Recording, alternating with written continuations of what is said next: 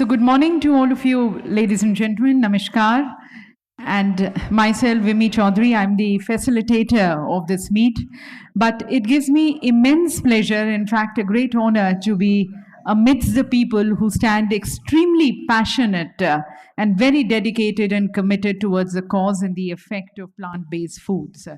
People who are from the industry, from the academia, from the research organizations, the entrepreneurs, the startups present with us, who are not only the preachers towards the plant-based food, shifting towards a different kind of dietary lifestyle, but people who are the practicers, people who have experienced it and now want to take it and share the rich experience which they've had with the shifting to the plant-based foods and share it with the world, and towards that making it more of a movement and influencing and impacting the other people, which stands in the greater interest of the health of the individuals. It stands in the greater interest of the health of our country and working towards a more secure and a sustainable planet.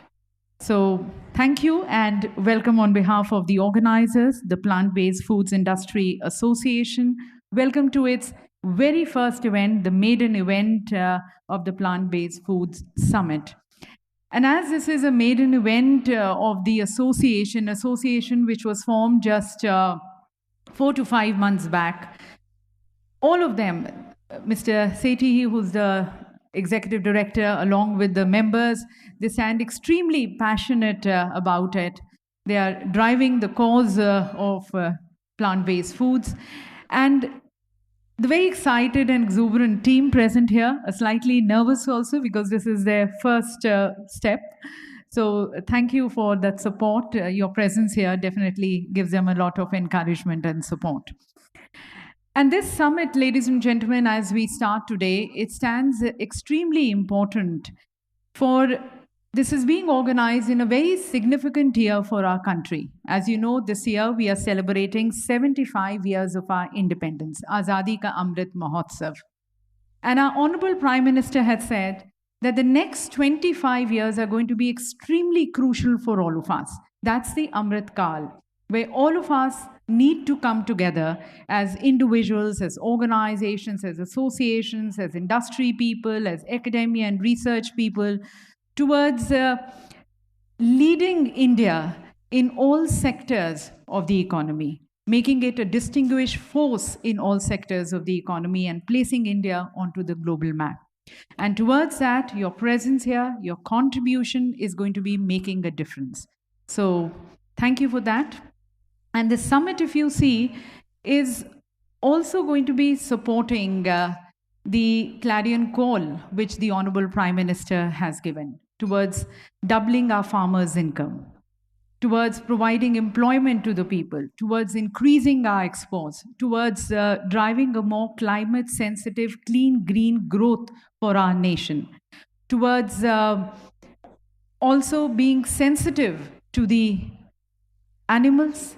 It is again a drive, a movement which is going to be further helping us in making India a $5 trillion economy. And at the same time, though it stands as a cliche, making a healthy India, and a healthy India is going to be then shaping into a wealthy India. So let us begin this summit with the passion of respect and love for our mother nation. May I request you all to please rise for the national anthem. Janagana mana adhinayak jaya he Bharat bhagya vidhata Punjab Sindh Gujarat Maratha Dravida Utkala Vanga Vindhya Himachal Yamuna Ganga Uchala Jaladhi Taranga तव शुभ नामे जागे तव शुभ आशीष मागे गाहे तव जय गाथा जन गण मंगलदायक जय हे भारत भाग्य विधाता जय हे जय हे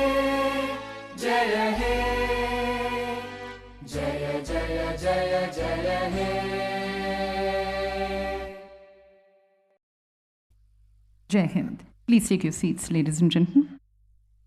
We would also like to thank the Ministry of Food Processing Industries for supporting, thanking APEDA, and also a thanks to our organizing partners, Good Food Institute. This summit, ladies and gentlemen, is towards promoting and projecting the plant-based foods. And as you all know, these are foods which are devoid of any kind of animal origin ingredients, from the processing to the final product. This is a forum towards sensitizing people, towards creating awareness among the people that we are what we eat. And the way our food is produced, it is processed, it is packaged, it can have a detrimental effect and impact on our health, on our ecology, on our environment, on our food security. It is a platform towards inculcating more climate sensitive and animal sensitive, more healthy and nutrient diet and lifestyle among the people, and especially among the millennials. For we all know that because of their Insta lifestyle, they are more into quick packet foods and unhealthy foods. So bringing about an attitudinal change, a behavioral change also towards the food we are consuming. It is also a forum towards removing any kinds of myths which are associated with the plant-based foods, that they are devoid of nutrients or they are very expensive and you don't have much variety in these kind of foods. And then this is a forum which stands in sync with our Honorable Prime Minister's clarion call of being vocal for local and local for global, and taking our Indian food, the rich tradition and of our food, to the rest of the world. And of course, towards that also supporting our farmers. And when we talk about plant-based foods or veganism, it is today, of course, catching up. There is a lot of hype. It has become a buzzword. But if you see into our ancient times, India, it has always been a part of our culinary culture. We've had Lord Mahavira and then Acharya Kunda, who actually inculcated, they influenced the vegan practice in the country. And a step forward, it also supports the concept of ahimsa and non-violence. So we, as you see, through this summit, we are actually going back to the roots. And as we go back to the roots, we get more associated and feel proud of being something which was always our heritage. And we are further promoting it through this summit. And as we take this drive, I would now like to invite all the experts and the torch bearers who are taking it further as a movement and who join us as our guest speakers in this inaugural session. I would like to first invite here on stage Mr. Sanjay Sethi, the Executive Director for PBFIA, the man of the hour, the man of the day, who's in fact a lot of thought has gone in bringing this concept and this conference here, the summit here. So I request him to first take center stage and then further welcome all our distinguished guest speakers as they grace the dais.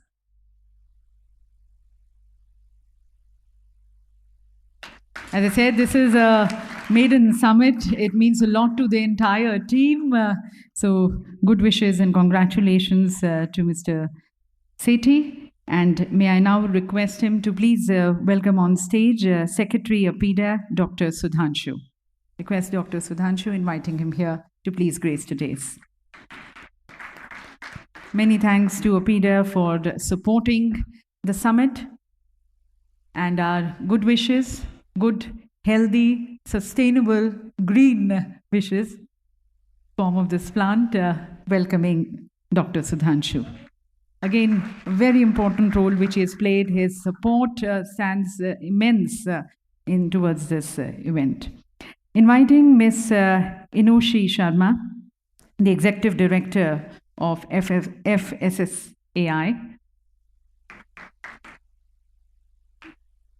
the Food Safety and Standards Authority of India.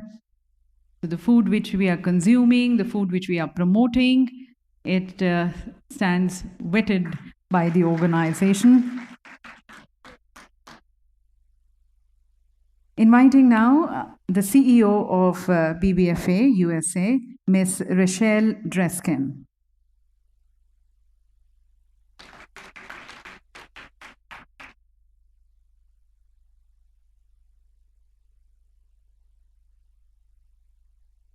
And she brings in a lot of global perspective to the summit.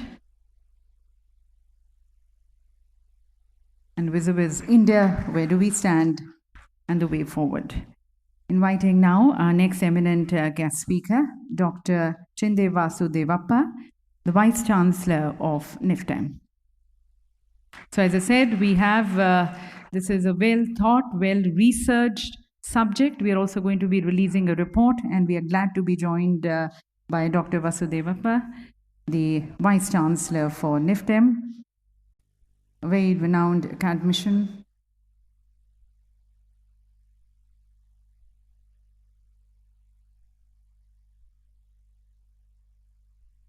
Now inviting on the dais Mr. Abhinav Singh, the head food processing and safety of FICCI.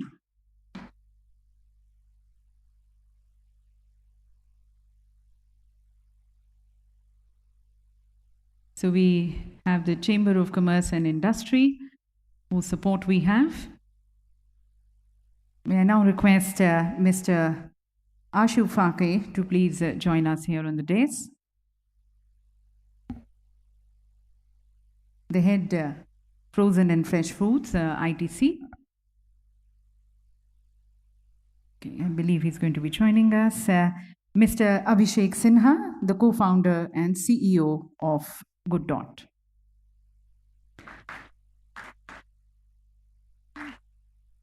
So their products, I'm sure you must have tasted many of them, and they have been able to drive the market of plant-based foods in the country. Welcoming him. Thank you. As I mentioned to you, ladies and gentlemen, the Plant-Based Food Association, Industry Association is an upcoming association just formed some 4 or 5 months back, led by very passionate, almost a 40-member association.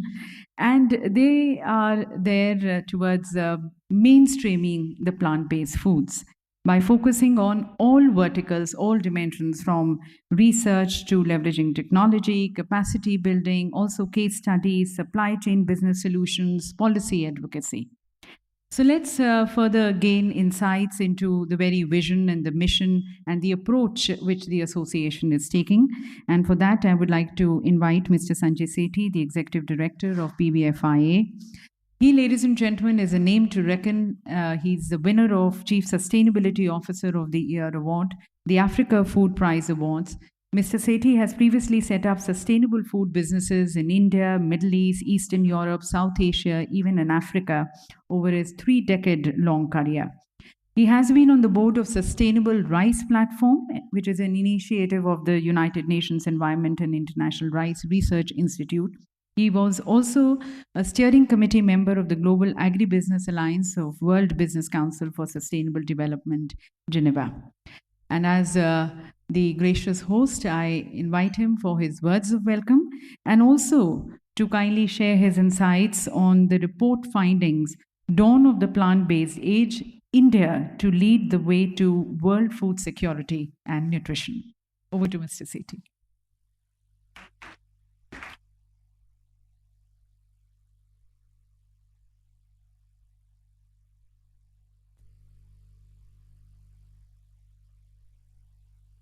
Good morning. Thank you. Thank you everybody for coming this morning. Honorable Dr. Sudhanshu, Secretary APEDA, Honorable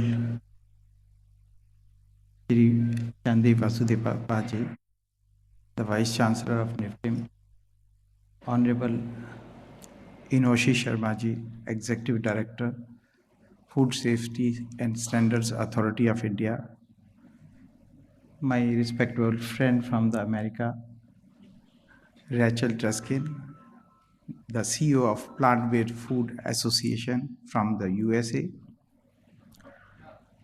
my dear friend Abhinav Singh, the head of food processing and the head of safety, FICCI Safety, from Federation of Indian Chambers of Commerce and Industry, and my friend, fellow colleague in the industry, the CEO and the founder of Good Dot, Shri Abhishek Sinha. Ladies and gentlemen, we must have done something good that we deserve this today, this stage.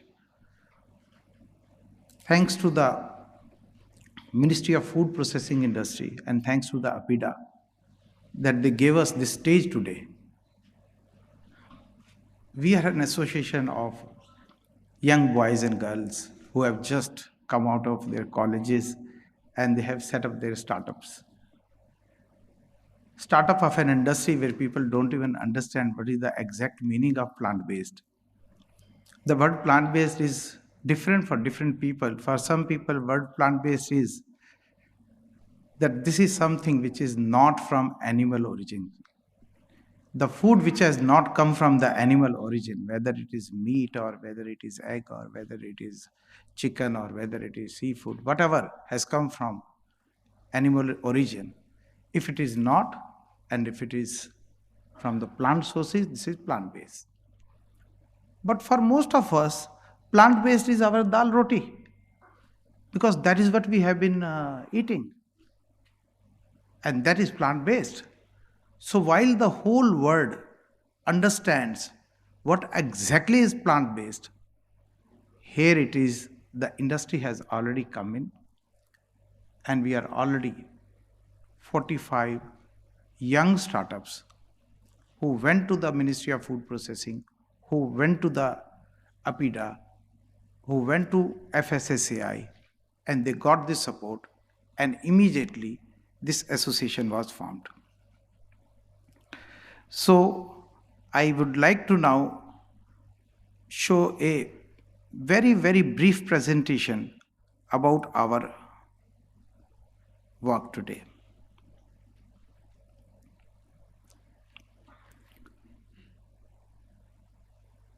This is a report which has come as a result of the efforts with United States, PBFA, and the efforts of the young volunteers of Plant-Based Food Industry Association, our team.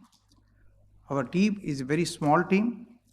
There is, in addition to me, there is only one full-time person and rest is all volunteers who are doing pro bono work. And they are the ones who supported Jeff Doyle to write this report.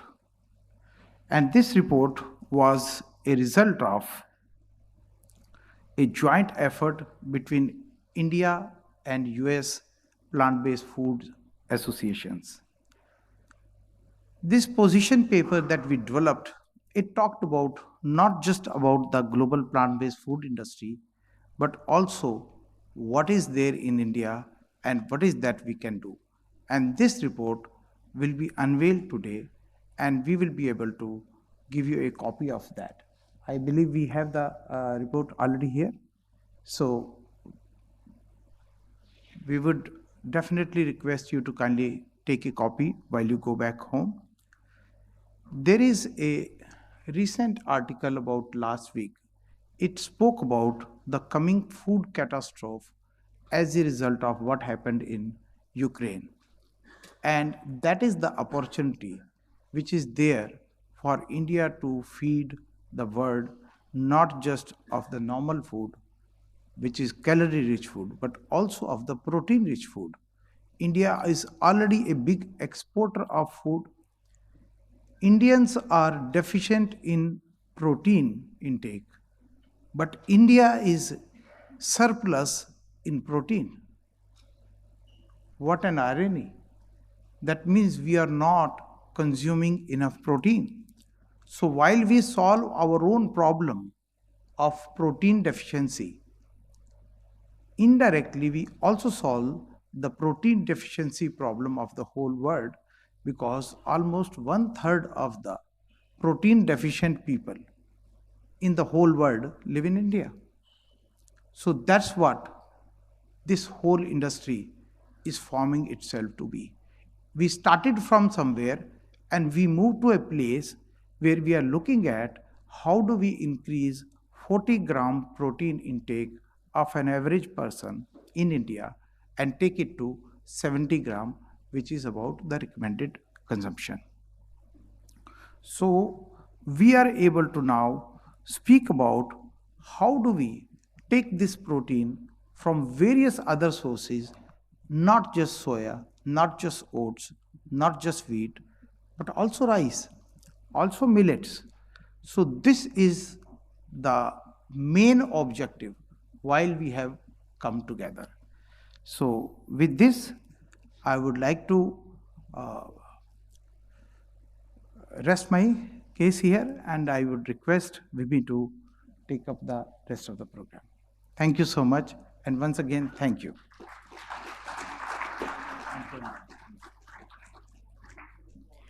Thank you, sir, for highlighting the importance of this summit and the thought which has gone behind having all of you together, coming here and taking this as a movement towards promoting more plant-based foods.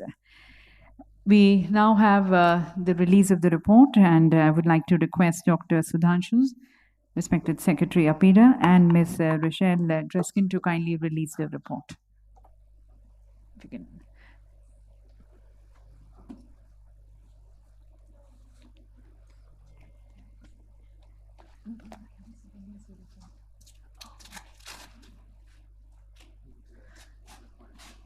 Yeah, we'll give it.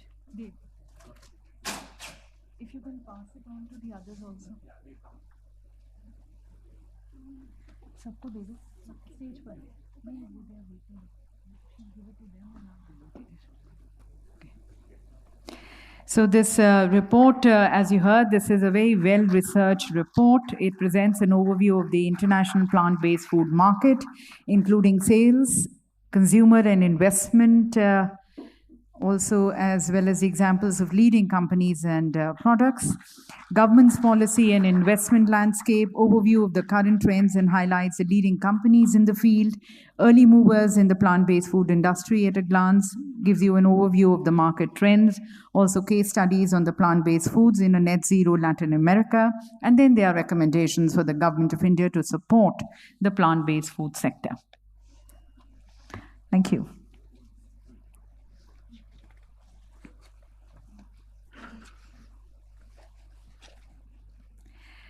And now I would like to request and invite our next speaker, Dr. Sudhanshu, respected Secretary, APEDA. APEDA, as you all know, is the Agriculture and Processed Foods Products Export Development Authority. It's a premier body of export promotion of fresh vegetables and fruits. It provides a crucial interface between the farmers, storehouses, packers, exporters, surface transports, ports, railways, airways. So all connectivity it establishes, and all the others who are engaged in the export trade to the international market. I invite Dr. Sudhanshu, who is going to be sharing with us the opportunities for the plant-based food ingredients from India. Thank you. Dr. Chindapi, Honorable Dr. Chindapi Vasudeva, Vice Chancellor, NIFTEM, an esteemed institution in the country in the area of food processing. Ms. Rachel Draskin, CEO of PBFA, US. Madam Minoshi Sharma, Executive Director, FSSAI. Mr. Abhinav Singh, Head Food Processing, SIFTI. Mr. Abhishek Sinha, CEO, Good Dot. And Mr. Sanjay Sethi, the brain behind this show, and his team, a great compliment to the team. The dignitaries present in this August gathering today, and all the participants, especially the young startups who have come up with the innovative ideas and working since last few years in this industry. First, let me compliment the organizer, Plant-Based Food Industry Association, to take such a great initiative in organizing this first plant-based food summit, which I feel is need of the hour. And we all are aware that plant food industry is in a process of achieving a good amount of growth, and the focus which we are able to see in the recent few years globally and within the country also. In general, I am of the opinion when we talk about the food, food is basically is the choice of the consumer. Consumer has to decide what food he has to take. Though the awareness, sensitization, what to take, what not to take, what is good for health, what is not good for health, that affects the choice of the consumer. And this choice of consumer basically becomes the demand of the market. So whatever is to be produced, whatever is to be traded, and we talk about the trade, whether it is in a domestic market or global market, it is as per the preference and choice of the consumer. So that drives basically the market. And we are really blessed to be in a country which has varied agroclimatic zones, and with which we are able to produce everything, almost everything. The country is blessed to produce all raw material, whether we say in the agriculture sector or the horticulture sector, food processing. The country has the manpower, the skilled manpower, which is a process. Skilling is a process, continuous process for upgrading the skills of the manpower. So India is in a ideal situation whenever there is an innovation required in food or commodities.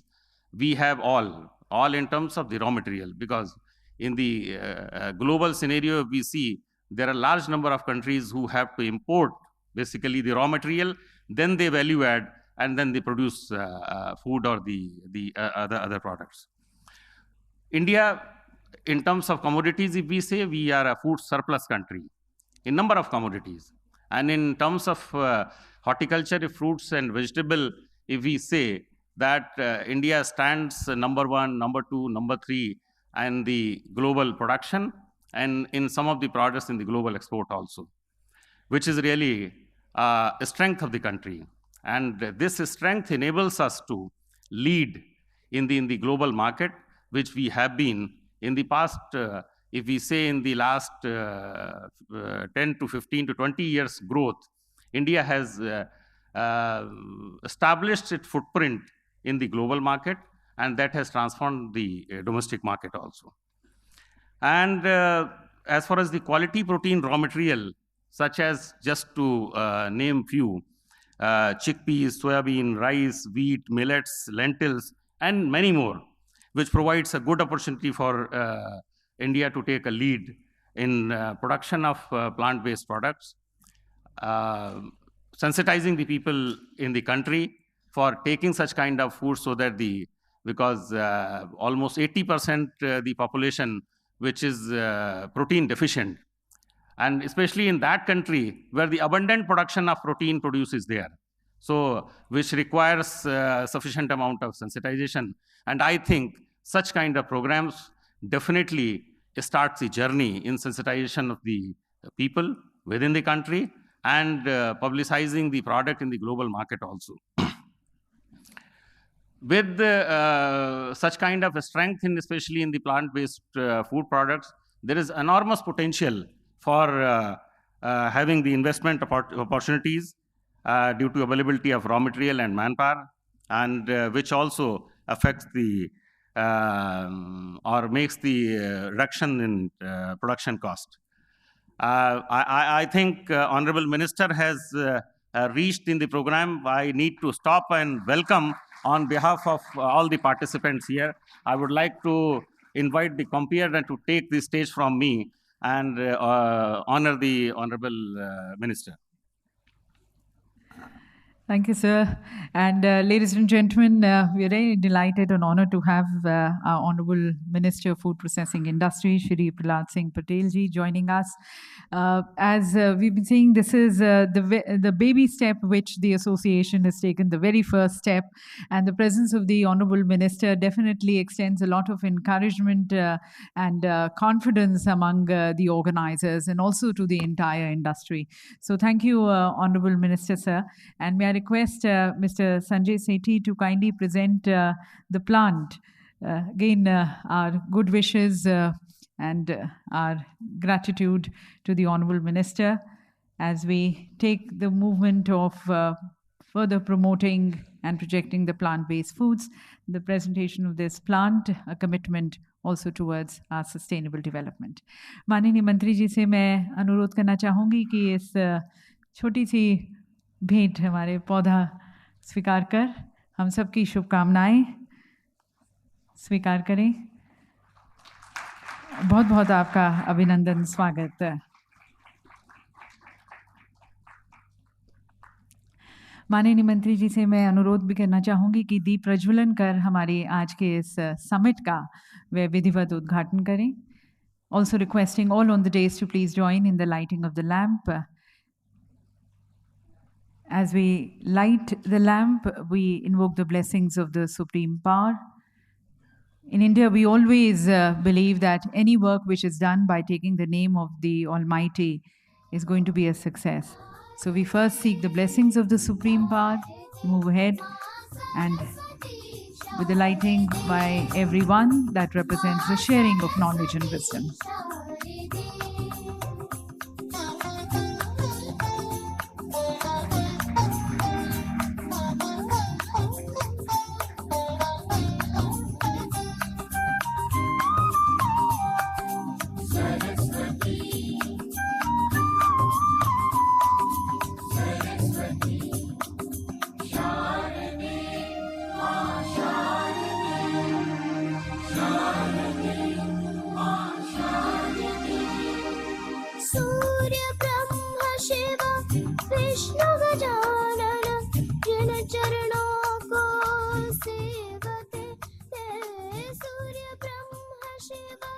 Thank you to the Honorable Minister and thank you to everyone.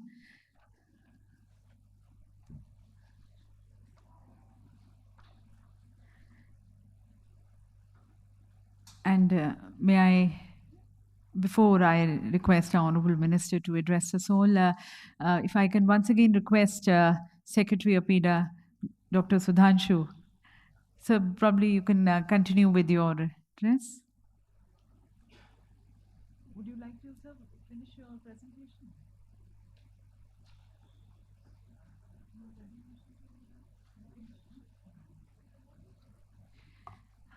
So as the Honorable Minister has a pressing engagement and he's with us for a short time, I would like to request our Honorable Minister to please address this August gathering. We seek his guidance and way forward as these young entrepreneurs and startups come together in driving this movement of plant-based foods. Otherwise, also, ladies and gentlemen, as we know that the food processing industries has been growing in the country, there have been various conducive measures in enabling policies of the Government of India. The last 5 years especially, it has been growing at a good rate of 11.18%. And today, we are the 5th largest in terms of processing and in terms of consumption and exports. So we seek...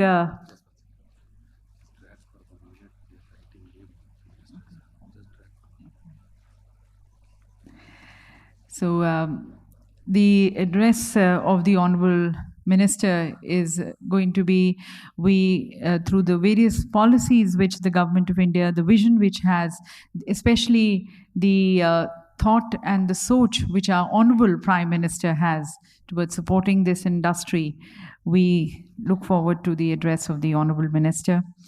And in this forum, we are not just promoting it by the way of the addresses of our distinguished speakers, but also we have various tasting zones, as we've been saying, that you taste this food and take more informed choices regarding shifting to more of plant-based foods.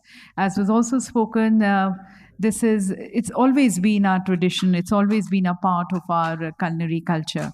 It's just that we need to give it a little push, and it goes best in the interest of our people, in best interest of our environment, of our fauna and flora, towards building a more secure and a sustainable future for ourselves and for our future generations. So it's healthy, it's protein rich, and towards that, your support, all of your support in taking it forward stands immense. So with that, may I request once again our Honourable Minister, as we look forward to his views and guidance. Ladies and gentlemen, the Honourable Minister of Food Processing Industries, inviting Shri Prahlad Singh Patel ji for his address.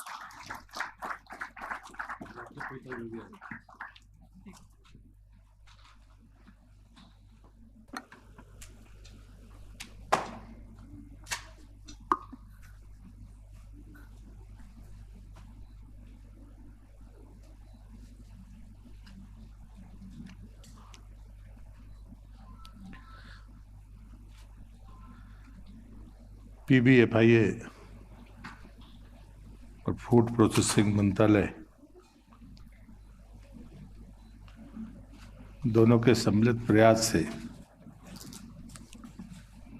आज का दिन एक बेहद महत्वपूर्ण दिन है। और खुशी की बात यह है कि इस डायस पर जो लोग बैठे हैं उनकी भूमिका बहुत महत्वपूर्ण है। यदि मैं कहूं कि आज हम शायद एक ऐसी शुरुआत के संवाद के लिए यहाँ पर एकत्रित हैं जो दुनिया में एक बड़े परिवर्तन की अगुवाई कर सकता है। मंच पर उपस्थित सचिव एपीडा डॉक्टर सुधांशु जी, PBFIA के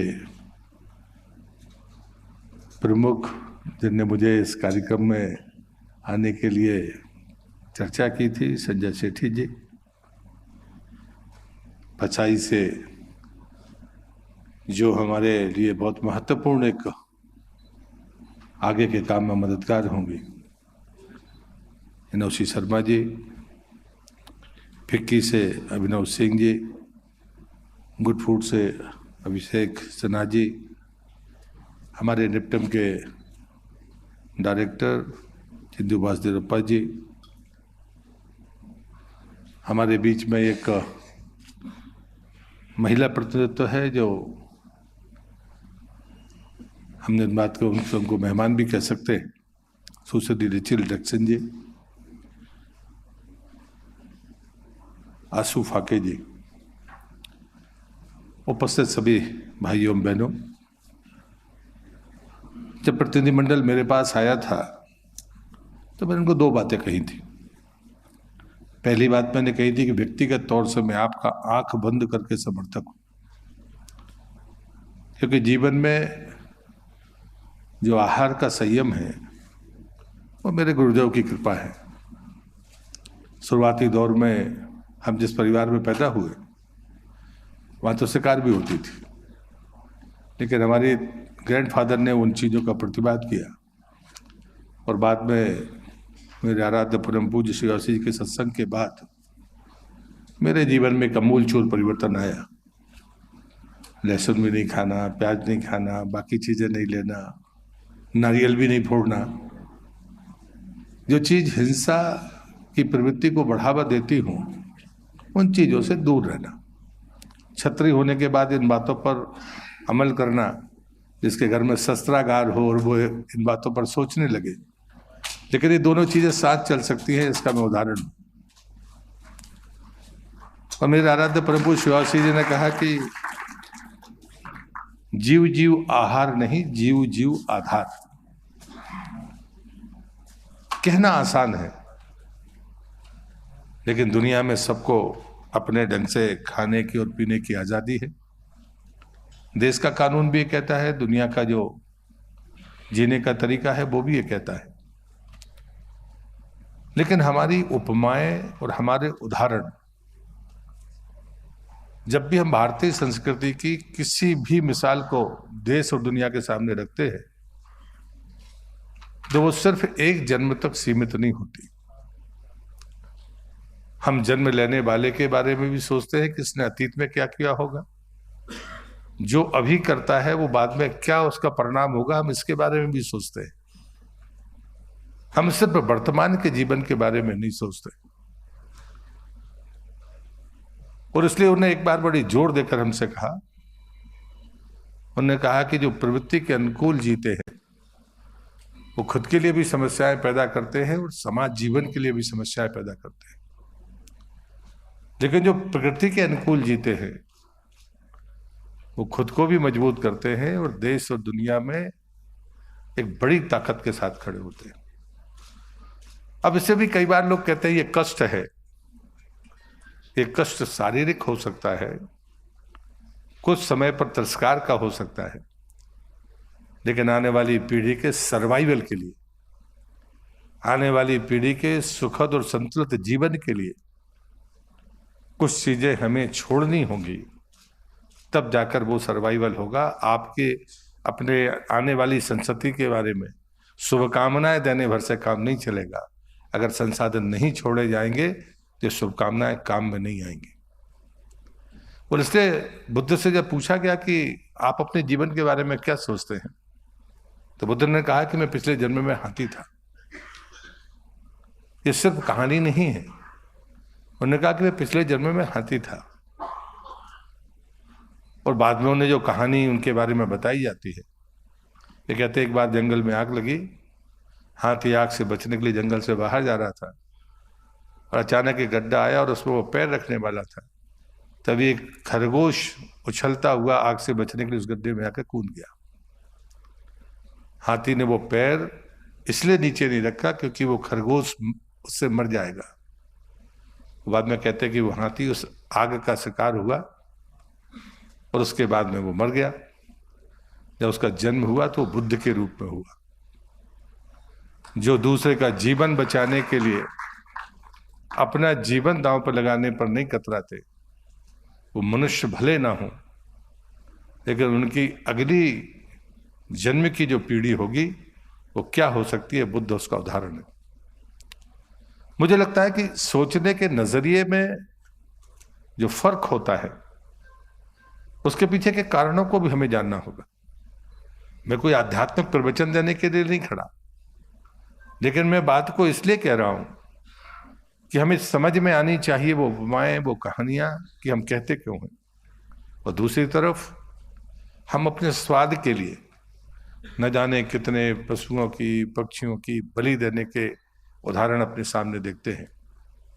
क्रूर से क्रूर प्रक्रियाओं को हम अपनी आंखों से देखते हैं। हम उसमें शामिल हों या ना हो, लेकिन देखते जरूर हैं। लेकिन ये किस बात के लिए? सिर्फ स्वाद के लिए। अन्यथा कोई कारण नहीं लगता कि आदमी सीमा तक जाएगा। तो स्वाद के कारण या जीव का जो स्वाद है वो इतनी बड़ी कमजोरी है मनुष्य की, या वो इतनी बड़ी ताकत है कि उसे रोक पाना आसान तो नहीं है। लेकिन उसको संयमित करना, समाज जीवन में अगर वो क्षति पहुंचाने वाला है, नुकसान पहुंचाने वाला है, तो उसे रोक कर रखना, ये तो हमारा लक्ष्य हो सकता है। लेकिन बगैर विकल्प के ये लक्ष्य हासिल नहीं किया जा सकता। यदि हम कहते रहे और हमारे पास में कोई विकल्प ही ना हो, हम नहीं कर सकते। और मैं अभी देखता हूं कि अभी अगला साल मोटे अनाज का वर्ष दुनिया ने घोषित किया है, लेकिन मोटा अनाज आएगा कहां से? एक तरफ कोरोना, एक तरफ चलते हुए युद्ध, दुनिया अशांत भाव में है। उत्पादन कहां से करेंगे? जो उत्पादन करने वाले देश हैं उसमें भारत का हिस्सा 40% है।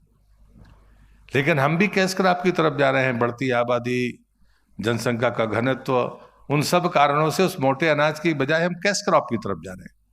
अगर बांध बनेगा तो हम मोटा अनाज नहीं बोएंगे, हम गन्ना, धान या गेहूं बोएंगे, जिससे ज़्यादा मिले, ज़्यादा हम पैसा कमाएं हम कभी सोचते नहीं है।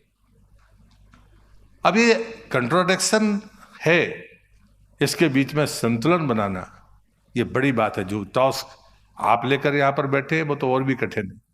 हमारी भारतीय परंपराओं में ऐसे अनेक अवसर है, अनेक ऐसी धाराएं हैं जो हमको आहार के संयम की तरफ पूरी ताकत के साथ अपने धार्मिक मान्यताओं की दृष्टि से, बाकी दृष्टि से करती है।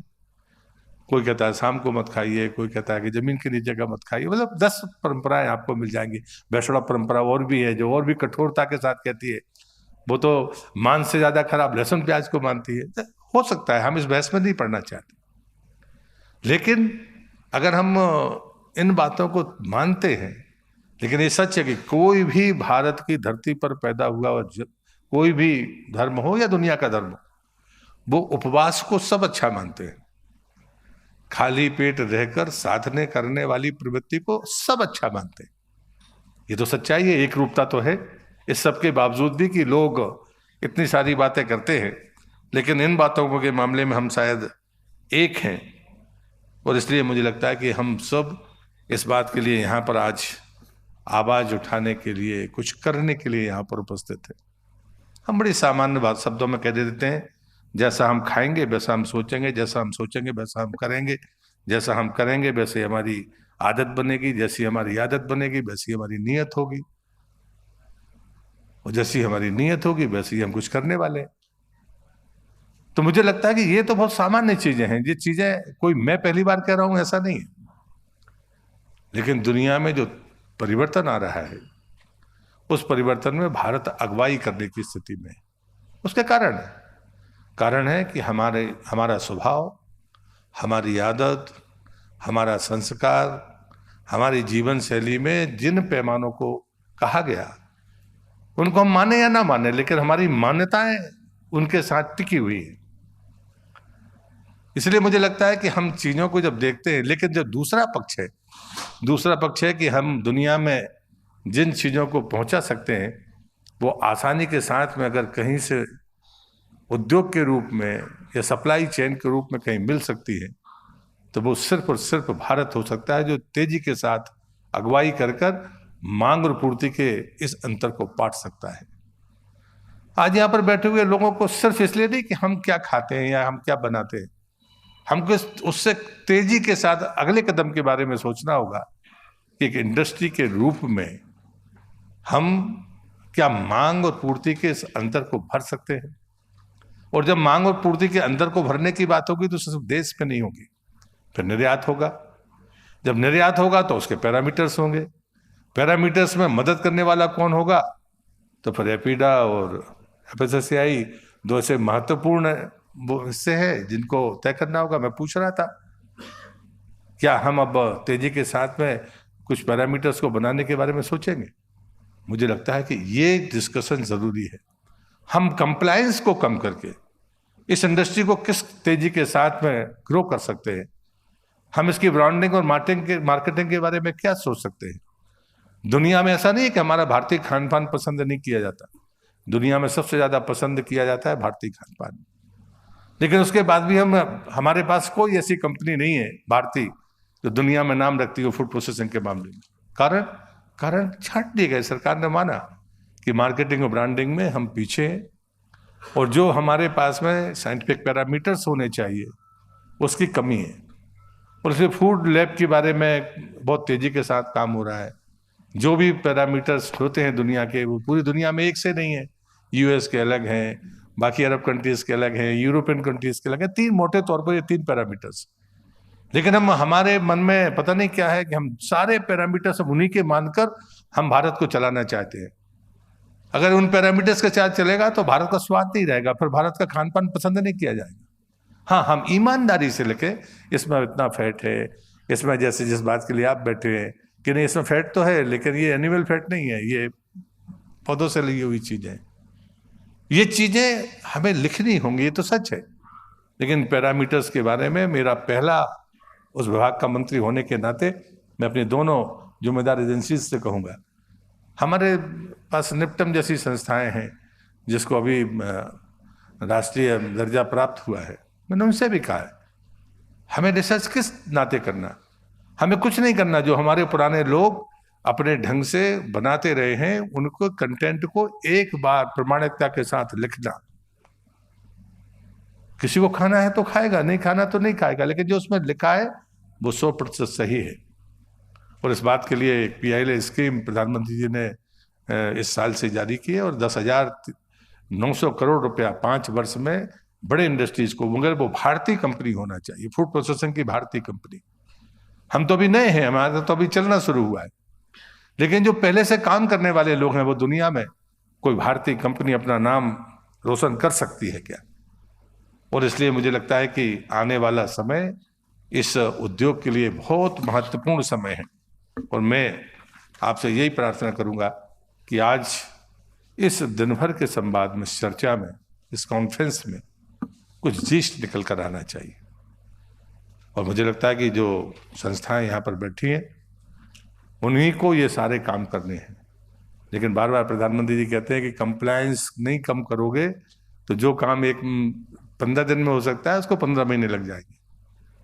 लेकिन जिस प्रकार से हमारे सामने सप्लाई चेन दिखती है और उसमें अगर कोई गैप्स हमको दिखते हैं, गैप्स चाहे वो पैरामीटर्स को लेकर हों, बाकी चीज़ों को लेकर हों, उनको चिन्हित करना और उनके समाधानों को खोजना, ये सबसे अहम बात मुझे लगती है।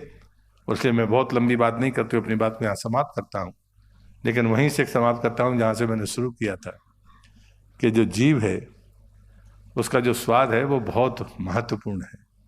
ताकतवर भी मैंने कहा था, कमजोर भी मैंने कहा था। ये कमजोरी भी है, यह बड़ी ताकत भी है। अब मैं ताकत जीव की क्या होती है इसके कहकर अपने संदेश को स्पष्ट करते हुए अपनी बात को समाप्त करता हूँ। सब रामकृष्ण परमहंस जी का नाम जानते हैं, महान संत थे जिनके स्पर्श ने विवेकानंद को विश्व विजेता बना दिया और इतनी अल्प आयु में भी वो करके चले गए। इतनी ऊर्जा रखने वाले व्यक्ति, वो हमेशा अपनी पत्नी से कहते थे कि आज भोजन में क्या बना है। तो एक बार उनकी पत्नी ने कहा, कितने बड़े संत हैं लेकिन आपका जीभ पर संयम नहीं है, हमेशा पूछते हैं क्या बना है। तो उन्होंने कहा कि सब कुछ फिर तो मैंने विजय प्राप्त की है, लेकिन स्वाद बचा है।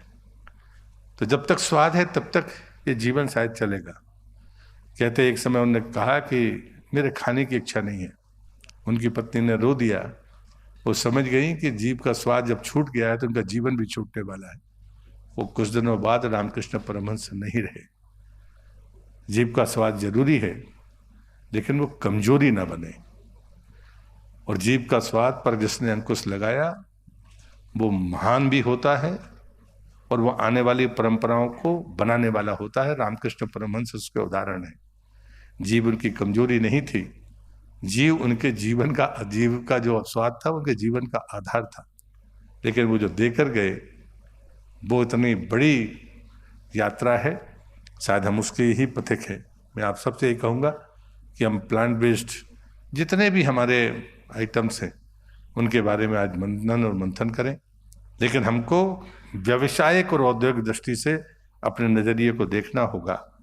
मार्केट तो है, और जिस प्रकार से कोरोना की बीमारी ने लोगों को चेताया है, अब मैं मजाक में कहूँ तो वामपंथी और विज्ञानी दोनों मानने लगे हैं कि नहीं, अब शाकाहार की तरफ जाना होगा। और आज पूरे कोरोना में ये बात चलती रही है। पहले लोग हमारा मजाक उड़ाते थे, ये दकियानीस लोग हैं, हल्दी का दूध पीते हैं। अब हल्दी का दूध $1000 में लेके कहते हैं खरीद के पीते रहे लोग। ये मजाक उड़ाया गया। लेकिन हम तो प्लांट बेस्ड भोजन के सदियों से, युगों से उसके समर्थक रहे हैं। हाँ, उसमें भी निषेध रहा है, क्या खाएं क्या ना खाएं। एक बार कहता है जमीन के नीचे जो गड़ा है वो हम नहीं खाएंगे, लेकिन वो जो बाकी लोग हैं वो कहते हैं हम कांद ही खाएंगे।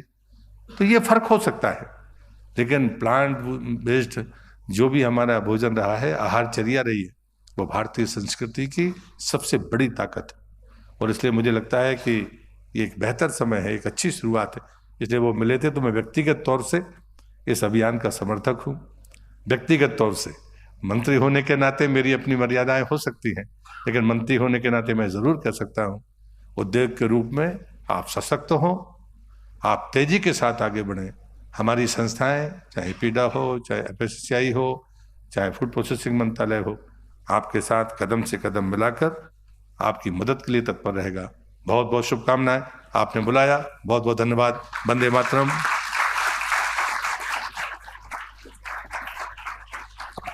बहुत बहुत धन्यवाद माननीय मंत्री जी। बहुत ही सुंदर और आध्यात्मिक और प्राचीन उपमाओं के माध्यम से एक प्रोग्रेसिव सोच की तरफ, आहार संयम की तरफ सभी को यहाँ पर प्रेरित करने का, प्रोत्साहित करने का, पीपल, प्लैनेट और फिर प्रॉफिट, इसकी तरफ प्रोत्साहित करने का, और प्रकृति के अनुकूल सुखद और संतुलित जीवन के लिए प्रेरित करने का। साथ साथ यहाँ पर जो स्टार्टअप्स हैं, इंडस्ट्रीज़ हैं, नए लोग जो इस क्षेत्र में आ रहे हैं, उन्हें यहाँ पर जो आपने बताया कि सरकार की क्या सोच है प्रमोट करने की तरफ, कंड्यूसिव इनेबलिंग पॉलिसीज़ की तरफ, उसे यहाँ पर हमारे साथ साझा करके सभी को यहाँ पर बहुत उनका मार्गदर्शन करने का। और आपने ये भी कहा कि डॉक्यूमेंटेशन की ज़रूरत है, सप्लाई चेन को स्ट्रेंथन करने की ज़रूरत है। और हमारी तो भारतीय संस्कृति में हमेशा से ही we always seen every being as a being, तो उसकी तरफ हमें प्रेरित करने का बहुत बहुत धन्यवाद। और विशेष रूप से माननीय मंत्री जी को धन्यवाद करने के लिए एक बार फिर से मैं संजय सेठी जी को यहाँ पर आमंत्रित करती हूँ धन्यवाद प्रस्ताव रखने के लिए।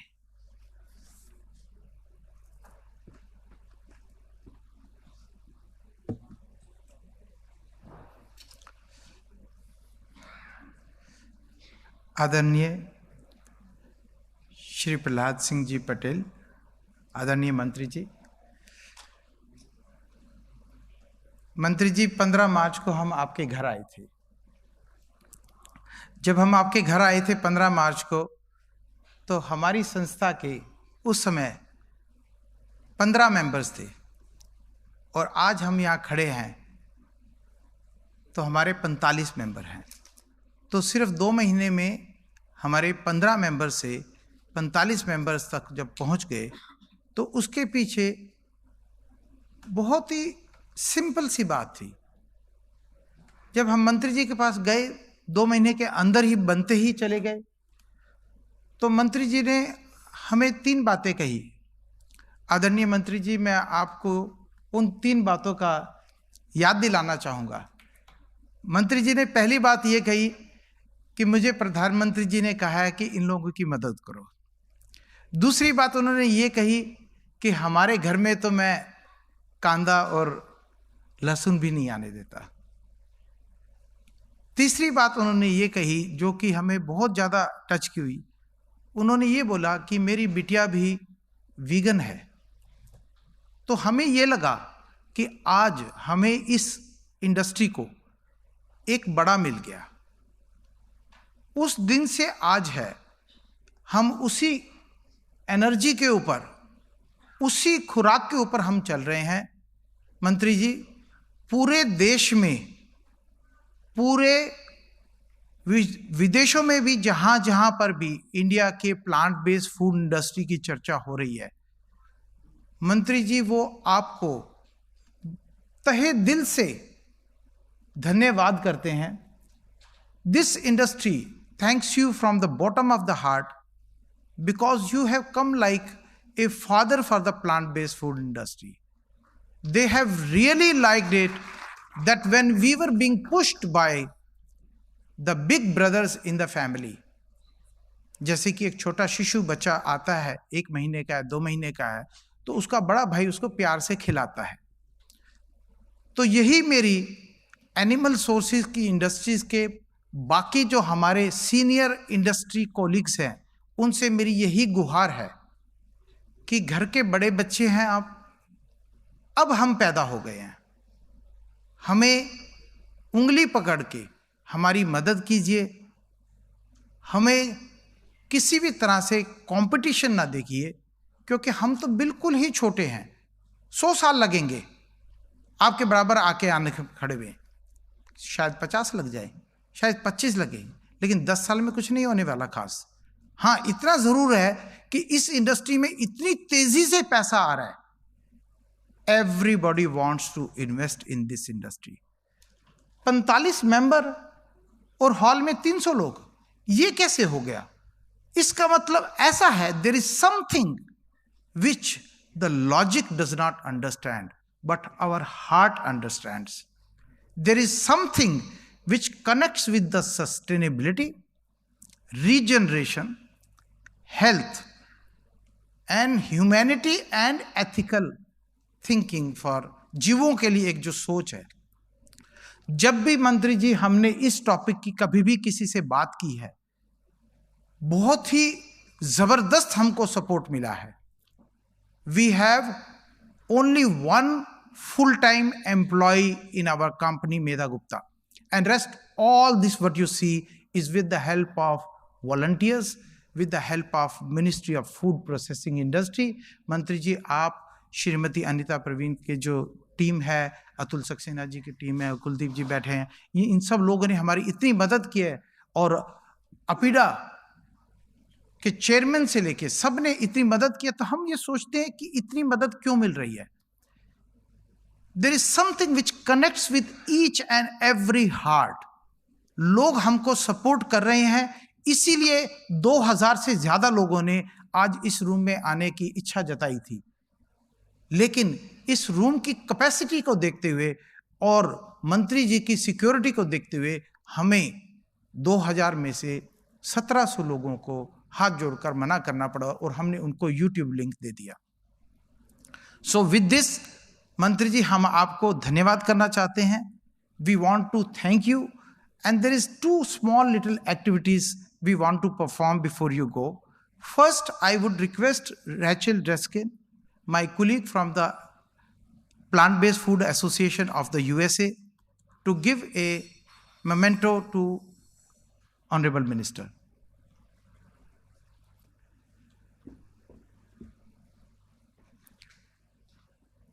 And kindly explain the symbol of this memento to Honorable Minister.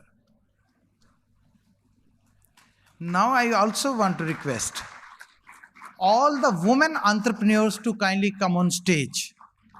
Women entrepreneurs of plant-based food industry, Sonal Whitecub, Jasmine from Katharos, Palak Mehta, and all the women entrepreneurs who are there in this room, kindly come on stage for a photo opportunity with the delegates, the honorable speakers at the dais, and with Honorable Minister. So very quickly, Honorable Minister doesn't have time. Request you to all come in the next half a minute. Kindly very quickly come, and we are taking a group photo with all the women entrepreneurs. और इसके बाद हम PBFIA members को आमंत्रित करेंगे. इस photo के बाद काइंडली within 1 minute आप भी आ जाएं स्टेज पर, और आपका भी फोटो मंत्री जी के साथ है.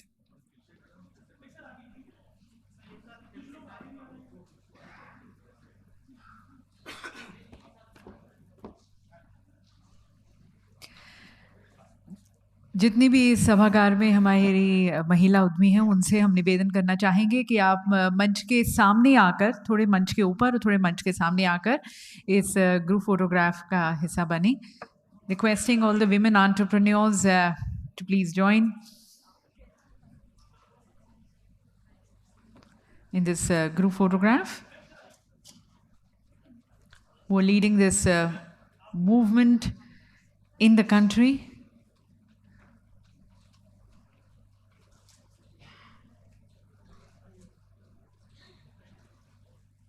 Not only promoting a rich and a healthy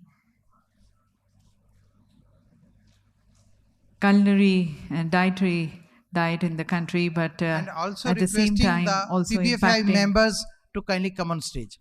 After that, requesting all the members very fast, to please join. Honorable Minister doesn't have time. If you can please just, come fast. Yeah, now if you can have all the members of the association. Thank you. Nice, sir, meeting, review meeting.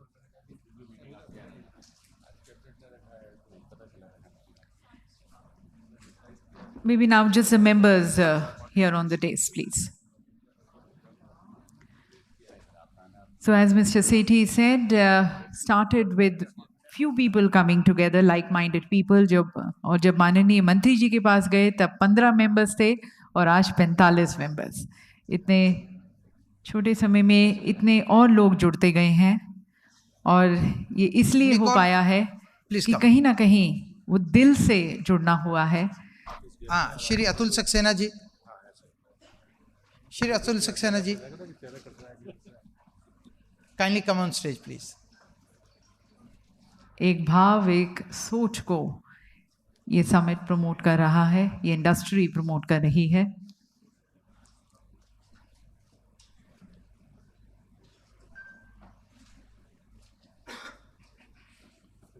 And now requesting Honorable Minister to take a tour of the plant-based samples. One small tour of the plant-based products over there. तो जिन लोगों ने यहाँ पर जो इस प्रदर्शनी का भाग है, हिस्सा है, उनसे निवेदन है कि आप अपने कियोस्क के पास खड़े हो जाएं और माननीय मंत्री जी अब इस को विजिट करते हुए आपके जो प्रोडक्ट्स हैं आप उन्हें, माननीय मंत्री जी को यदि थोड़ा सा अपने प्रोडक्ट्स के बारे में भी समझाएं.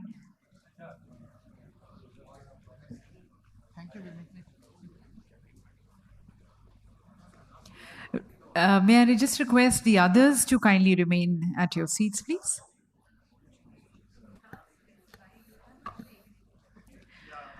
Post this inaugural session, we'll just continue with the inaugural session.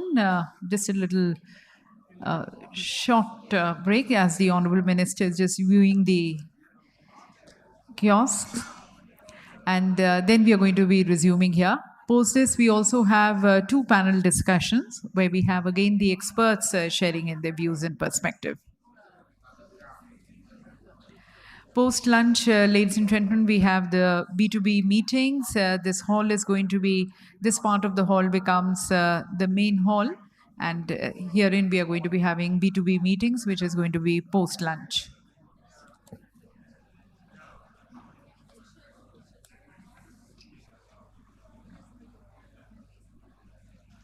And as Mr. Sanjay Sethi was mentioning that it is so ironical that in our nation where we are rich in various agro products, but then very poor in terms of our proteins in our diets.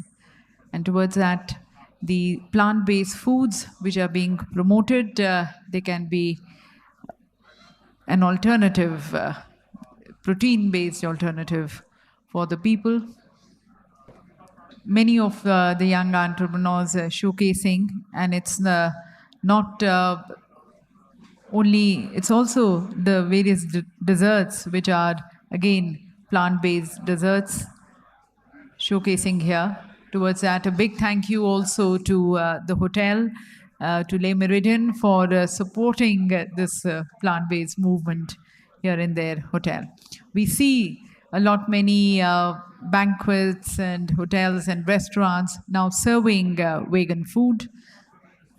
So it's a change which we are seeing among the people, going back again to the roots and having respect and regard for every being on this earth.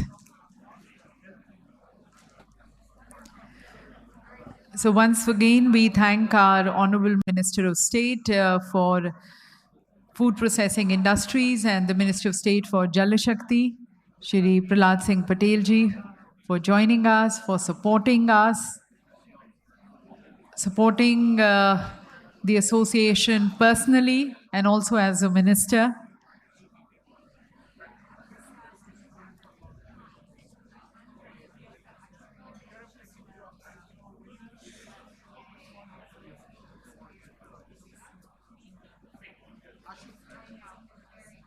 और सभी को इतना समय देकर हर एक kiosk के पास जाकर उनसे पर्सनली मिलते हुए,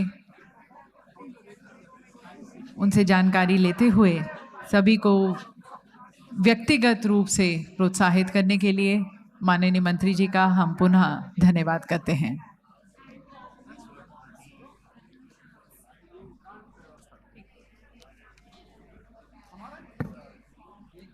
May I just request the others to kindly take the seats so that we can continue with the latter part of the session, and requesting once again our speakers to please be joining us.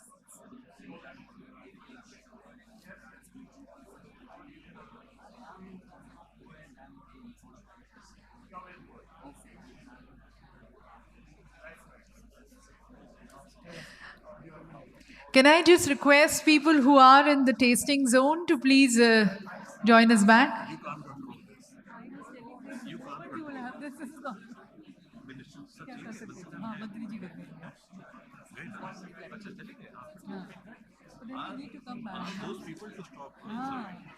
Can I request our young entrepreneurs? The delegates and the participants are again going to be back in your tasting zones.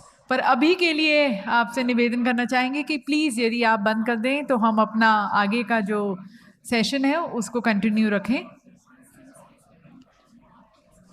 We have other speakers, the industry, people who are going to be sharing their perspective, their experience of starting, being a part of this industry, the various challenges and issues which they have faced. And I'm sure people who are wanting to enter this industry, उनके लिए बहुत यहाँ पर सीख मिलेगी उन्हें कि किस तरह से कौन से परिस्थितियों में उन्होंने किन चैलेंजेस को वो उन्होंने ओवरकम करते हुए इस इंडस्ट्री के वो आज एक बहुत ही अग्रणी हिस्सा हैं. अपनी सोच को, अपने एक्सपीरियंस को, अनुभव को हमारे साथ साझा करेंगे. And I am sure that's going to be further inspiring and motivating our young entrepreneurs who are wanting to be a part of this industry. Kindly take your seats, ladies and gentlemen, requesting to please close the tasting zone area, please. If I can just once again request our speakers of the inaugural session to please join. Yeah. Just a request to the participants, we'll have a time for networking also. यदि आप बैठ जाएंगे तो हम आगे का सत्र शुरू कर पाएंगे. Please.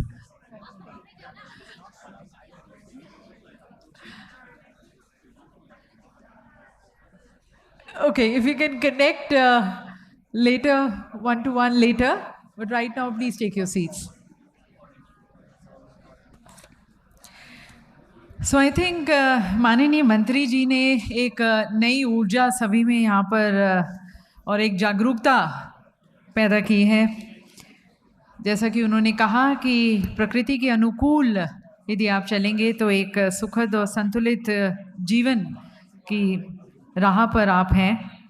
और बहुत ही उन्होंने उपमाएं देकर, विशेष रूप से गौतम बुद्ध की देकर हमें इस दिशा में की तरफ उन्होंने हमें प्रोत्साहित किया, प्रेरित किया.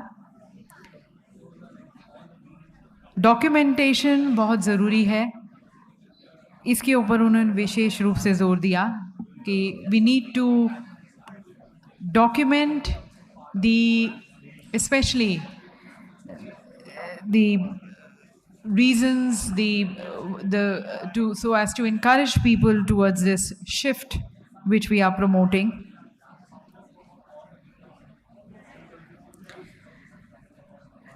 And as we are talking about taking this movement further, I think, and especially as the Honorable Minister had also spoken about strengthening our supply chains, towards taking our products globally and making them more globally competitive, we have to build a responsive and a responsible supply chain.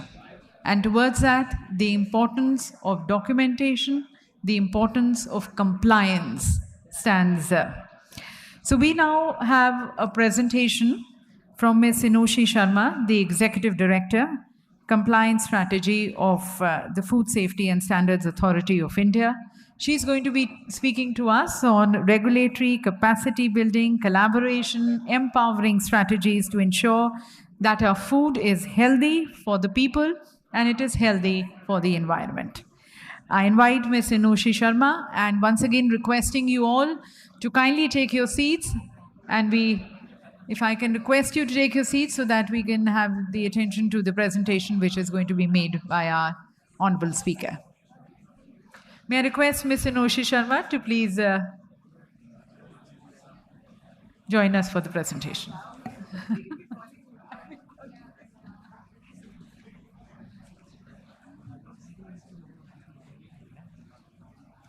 So, good morning, ladies and gentlemen. I can see there's, a lot of excitement ever since the Honorable Minister of State has actually spoken to us, shared some of his, personal insights, and I can see a lot of people so excited, to try out all the samples of plant-based foods. Now, I can very confidently say everybody in this room is strongly in favor of a plant-based diet, right? हम में से ऐसा तो कोई नहीं है जो कहते हैं कि प्लांट बेस्ड डाइट खाना अधूरा खाना है या so I don't think so. That's the thing. Now, I am one of those people who actually believes in it strongly. Now, what is the first general comment which comes? तुम तो घास फूस खाती हो. So for your benefit, you just eat grass. अब as a treat तुम क्या खाते होगे? पनीर. Vegetarian हो क्या बनाए?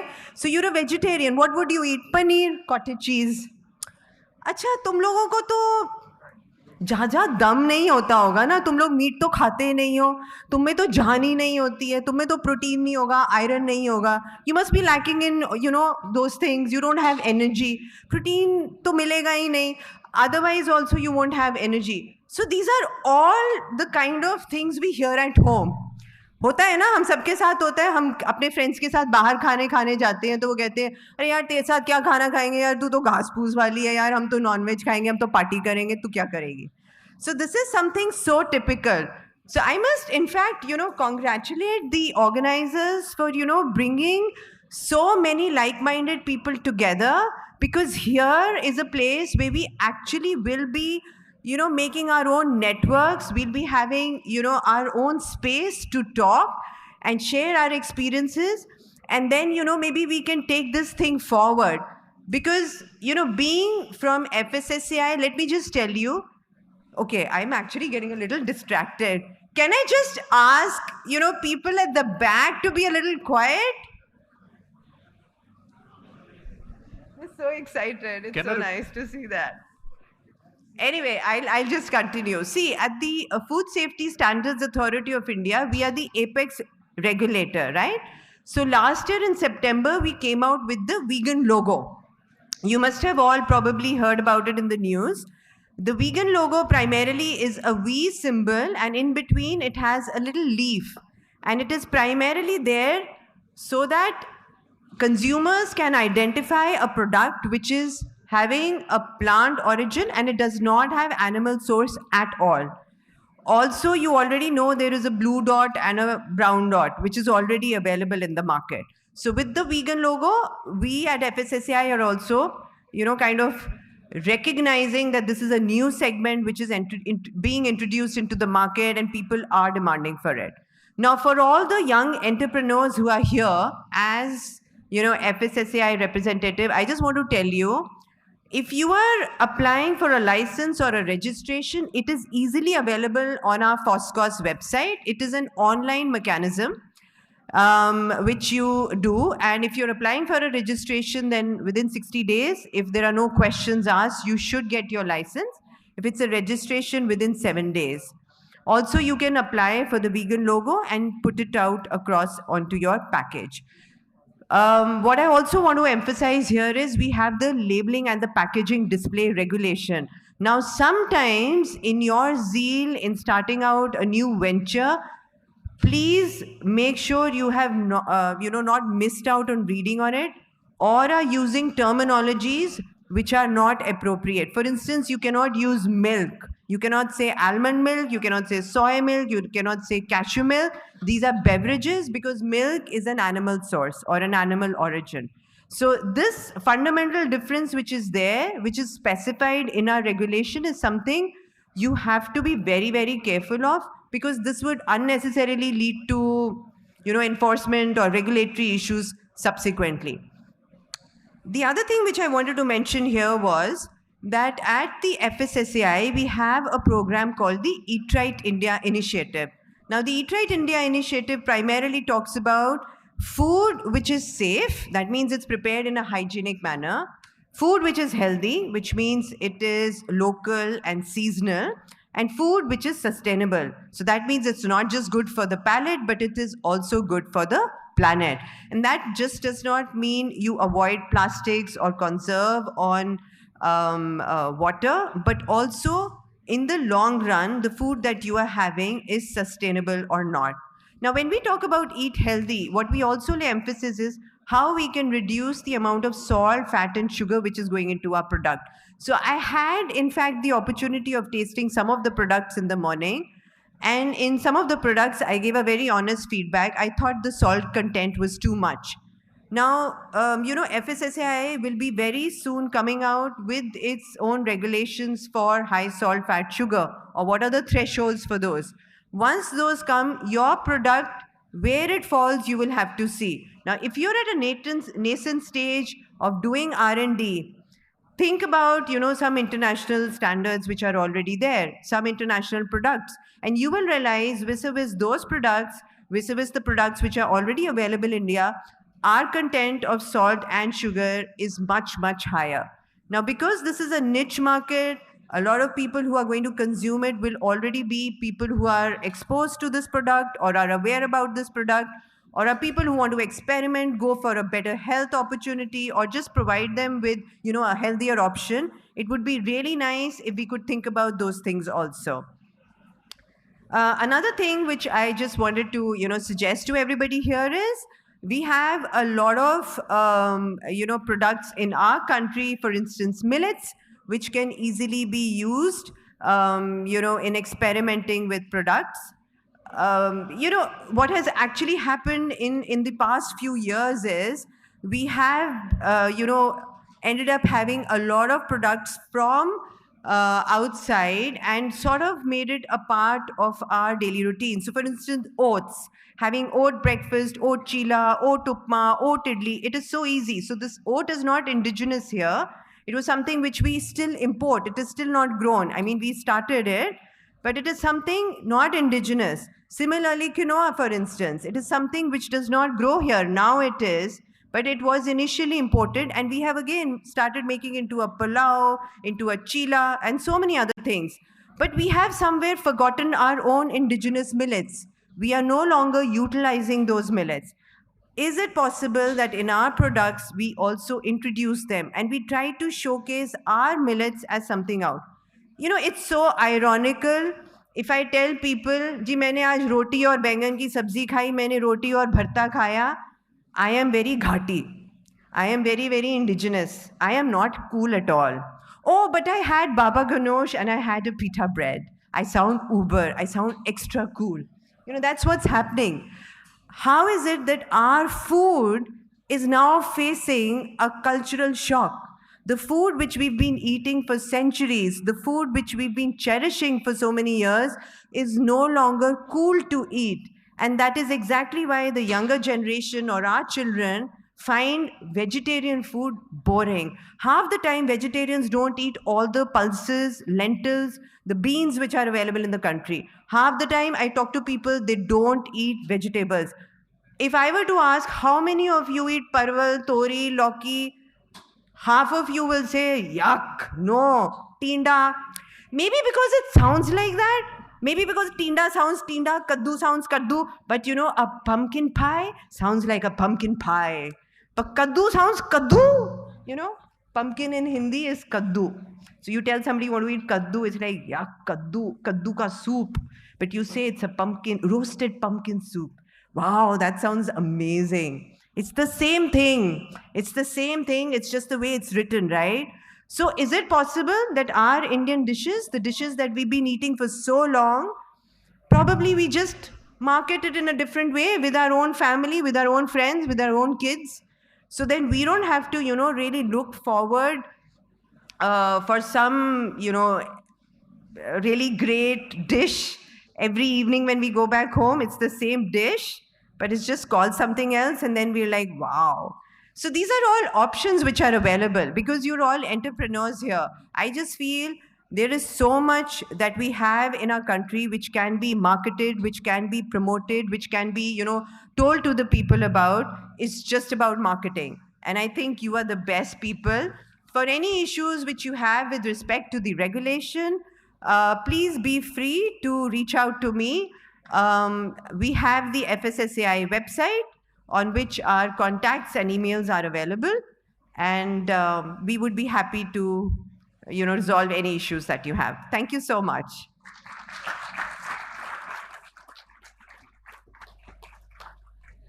Thank you, Ms. Sharma, for highlighting various compliances and standards which FSSAI is going to be coming up.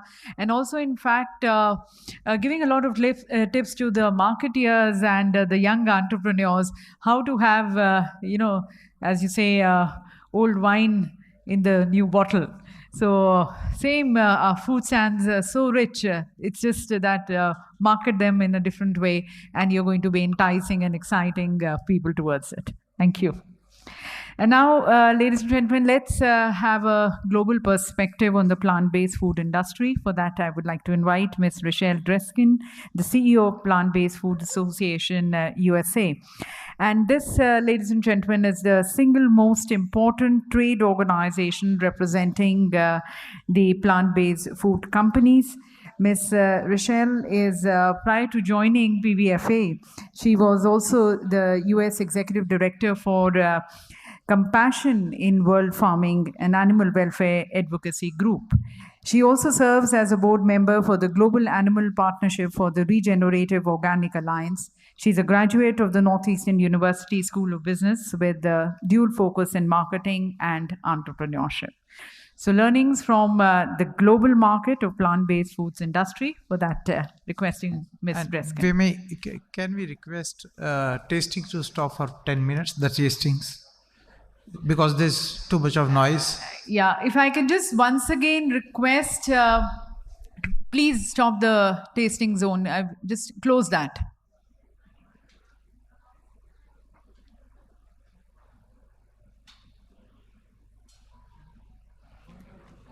Just close it that side, please. Thank you.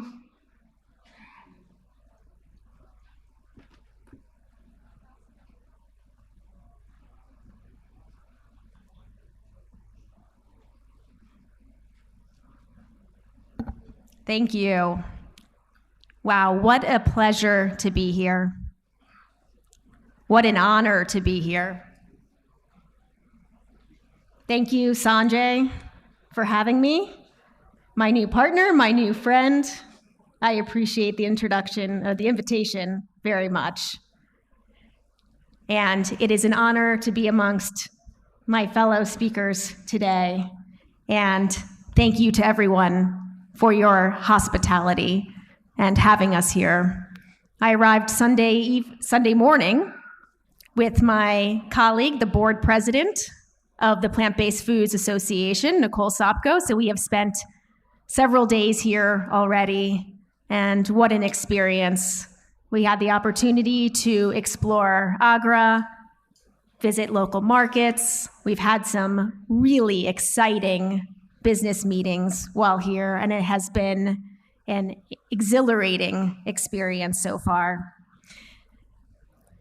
But most exciting is today.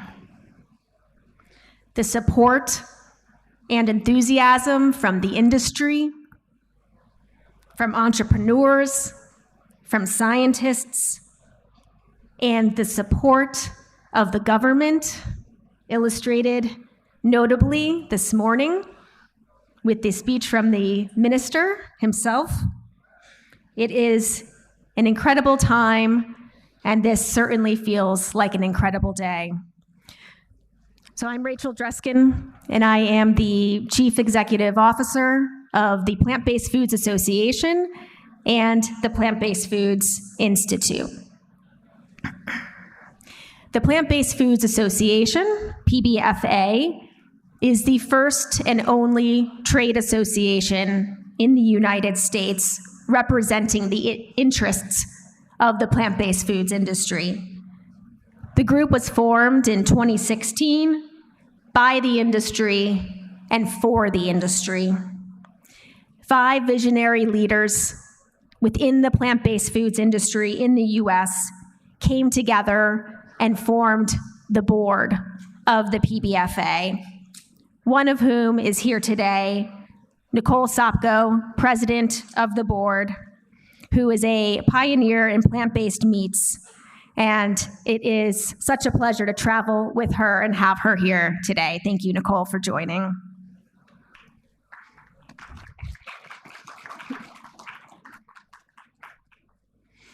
And the PBFA is comprised of companies who are creating plant-based alternatives to animal-based products like meat, dairy, and eggs. And this is who we continue to represent through our membership. Over the past 5-6 years, we have grown to an organization that is representing over 350 member companies, ranging from large players in the space like Impossible and Beyond, through to the very small startups that are trying to make a name and grow their business. The overarching foci for the organization, first and foremost, are to provide opportunities to our members, to the plant-based food brands, to grow their businesses, strengthen their businesses, thank you, and meet their goals. We also work very hard to protect and increase the clarity around the term plant-based. Plant-based, the way we define it in the US, is the same way that the PBFIA and the other speakers have defined it today. Plant-based foods are foods made from plants that contain no animal-derived ingredients, no dairy, and no eggs from animals included. And we have several focus areas. At the core of this is our membership, the brands who make up this industry. And we also are the leading voice for the industry in the US. And we have 2 main areas that we focus on. One is policy. It's to level the playing field, work with the government in the US from a federal and a state level to ensure there is an even playing field for plant-based food brands to succeed and to thrive. And we also do a lot of work with the marketplace as well. Major grocery stores, distributors, food service companies. We work with them to say, we need to expand the amount of shelf space that is given to plant-based food products. We need to understand where on the shelves those products can be placed that increase the sales and help drive the industry forward. We also have a sister organization, the Plant-Based Foods Institute. This is a charity organization that sits along the trade association that works holistically to drive transformation to a plant-based food system that benefits people, the planet, and animals, given that they are all inextricably linked. And the way we describe a plant-based food system is a food system that respects the rights of animals to live free of exploitation, ensures fairness for farmers and workers, promotes good health and nutrition, and is restorative and remains within ecological limits. And together, these 2 organizations exist under one overarching vision, and that vision being, and one that I believe I share with so many in this room today, is a world where values and business interests harmonize to create a plant-based food system that respects the dignity and health of all living beings and the planet. And why do we do this work? Several key areas that are all connected. One is the environmental impact. We are facing unprecedented challenges from the warming of our climate to extreme weather patterns to dead zones in our ocean, the depletion of our soils. And in order to address this, to reduce greenhouse gas emissions, to reduce eutrophication and biodiversity loss, a shift to a plant-based food system is essential on a global level. Also, from a human health standpoint, plant-based foods are central to healthy and nutritious diets, as they have been in India for so much time. And they are also crucial to prevent future zoonotic disease outbreaks and to protect the efficacy of our medically important antibiotics. Globally, 80% of our medically important antibiotics are used in the production of animals for food. And we are on the brink of a post-antibiotic era where our antibiotics are going to lose their efficacy. And the World Health Organization predicts that by 2050, more people will die from antibiotic-resistant bacteria than cancer. And 80% of our antibiotics globally are going into animal agriculture. Also, from a social justice standpoint, a transition to a plant-based food system has the potential and the necessity to ensure equity and justice across the food system. I'm going to talk a little bit about the growth of the plant-based foods industry in the US in recent years.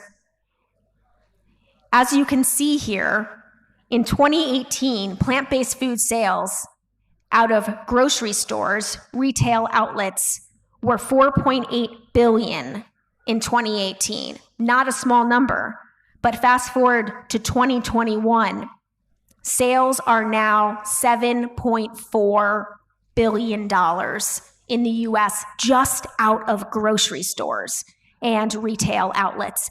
And these do not include, and these numbers do not even include those foods that are inherently plant-based, such as lentils and pulses and rice. These are foods that are alternatives, that are made specifically to be alternatives to animal products, meat, dairy, and eggs. The growth is absolutely tremendous. And you can also see here that there is so much diversity across the industry as well. Yes, we have a lot of plant-based burgers. We have a lot of plant-based milks. However, we have creamers, we have bars, we have plant-based eggs. You'll see plant-based eggs has experienced 42% increase last year in sales. And this is representative of consumer interest in integrating plant-based foods, not just as a burger, but across all meals, across all eating opportunities. So you'll see from condiments to the actual center of the plate itself, there is huge demand to expand the assortment of plant-based foods. And I also want to note too that this is from 2021 for grocery store sales. 2020, of course, was the year that we were all wrestling with COVID most acutely. And US consumers were almost exclusively purchasing food from retailers because all food service outlets were closed. So that we have experienced growth in almost every category of plant-based on top of a record-setting year of grocery store sales in 2020 is really something notable. This is not something you will see across other areas, other product areas in other categories. And overall, in the past year, plant-based foods now have increased 4% dollar share out of total animal-based foods. And the 3-year growth share is up 79%.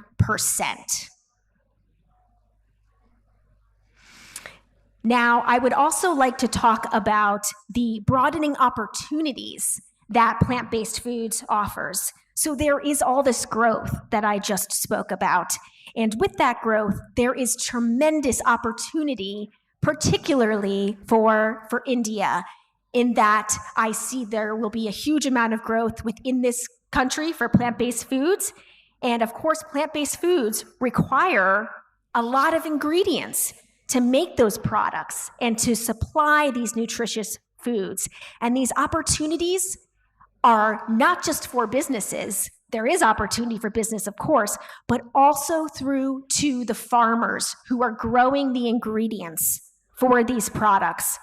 For example, here we see our board president of PBFA, Nicole Sopko, who we showcased in a video just a few days ago, meeting with her wheat supplier and talking about the benefit to the farmer who is growing wheat for her products and illustrating the benefit that their sourcing has in rural communities from an economic and an environmental standpoint.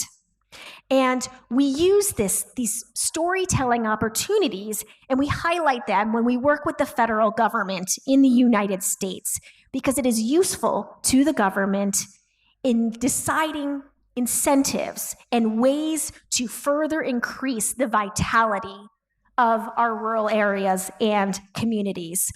I see this as huge opportunity in India, and I look forward to partnering more to work with you all to identify the business opportunity further, but also the economic and the nutritional benefit and the financial benefit for all, including our farmers and our rural communities. The plant-based foods industry, in that it is working so closely, so hand in hand with the government, is poised to mutually explore the opportunity that plant-based foods presents for India. It is truly a win-win opportunity, financially, economically, ecologically, and socially. And with the industry in an earlier stage here, really in its infancy here, with all the passion that is palpable in this room today, the opportunities are limitless. And all of this, including the vast size of your population here, the crops that have been noted that are indigenous to this part of the world that are so delicious and so nutritious, including also the ingenuity and the partnerships that we see here. I believe that India has the potential, the very real potential, to surpass the US and the EU when it comes to a thriving plant-based foods industry. I believe India will surpass that $7.4 billion grocery store sales mark, and I look forward to partnering with you to help make that happen. I would also like to mention the work of the International Plant-Based Foods Working Group, which is a group that was recently put together. I am proud to serve in a leading role of that, along with my friend and colleague, Sanjay, representing the Plant-Based Foods India Association. But this is a group of seven trade associations across the globe. US, India, also the EU, the UK, China, Canada, all coming together for the purpose of aligning on high-level strategy around plant-based foods. We are looking at what are the gaps, what are the threats, what are the opportunities, and we are formalizing this work and putting together a global advisory committee to advance this work. And this work is going to be centered out of a hub in the US through the Plant-Based Foods Institute and bringing in various international expertise to realize the potential of this group. I very much look forward to continuing this work. And lastly, I would like to finish on the power of collaboration. I have been so impressed by my friend Sanjay's ability to connect and to facilitate major projects, including this event that we are at today, which is truly incredible, and also create partnerships, and advance projects that yield tremendous outcomes. Sanjay is ambitious and focused and has a true passion for this work, for this space. So I am very confident and excited about Sanjay leading the PBFIA, and that makes me even more excited about what we can do as partners between the US and India. And I look forward to much more work with the PBFIA and our partners here, our partners across the globe, and what that collaboration will yield and how that will bring us closer to the kind of food system and future that we all envision. Thank you.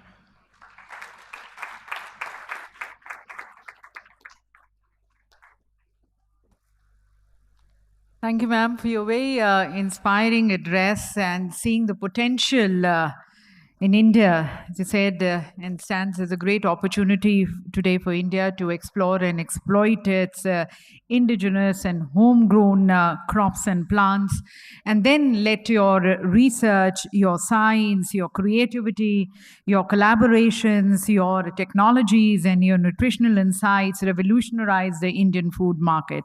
You see a lot of potential, a lot of opportunity there for our Indian startups and young entrepreneurs entering into this market.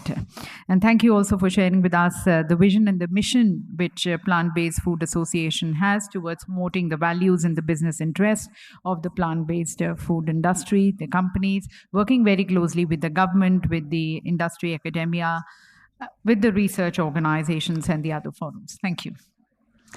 And now, ladies and gentlemen, let's look at our food processing industry, the exponential growth which the processed food exports is exhibiting. And towards that, I would like to invite our next speaker, Mr. Abhinav Singh. He's the head of the food processing and SIFTI, FICCI. Just a quick introduction to the immense experience and expertise which he brings to the fore. He's a management professional with more than 16 plus years of experience in the policy advocacy, government affairs, building strategies, partnership, business and trade facilitation, fundraising.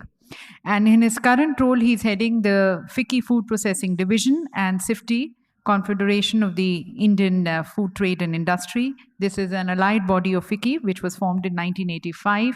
They assist Indian food processing industry and facilitate government in creating a conducive business environment through a platform to address the policies, issues, and challenges of the sector. With that, inviting Mr. Abhinav Singh. Requesting all the delegates who are in the tasting section, I request you kindly stop for just 10 minutes so that we can concentrate on the very important discussions which are taking place.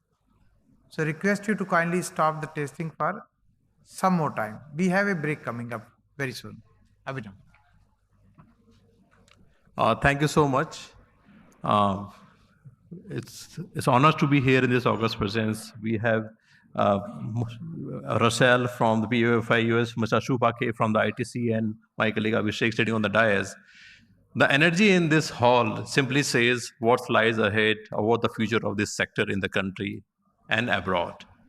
Having said that, the Indian food processing sector in totality is seeing a huge exponential growth, and over the year it has grown tremendously.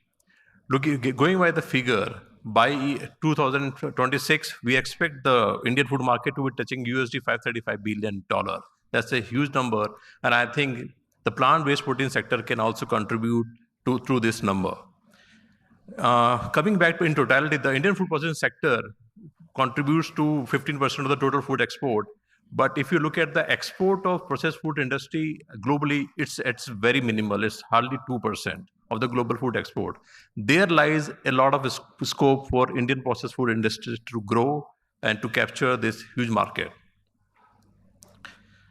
Having said that, There are certain challenges, though, in the sector being faced in terms of supply chain. There is a high input cost, the quality parameter, certain challenges being faced by the food processing industry.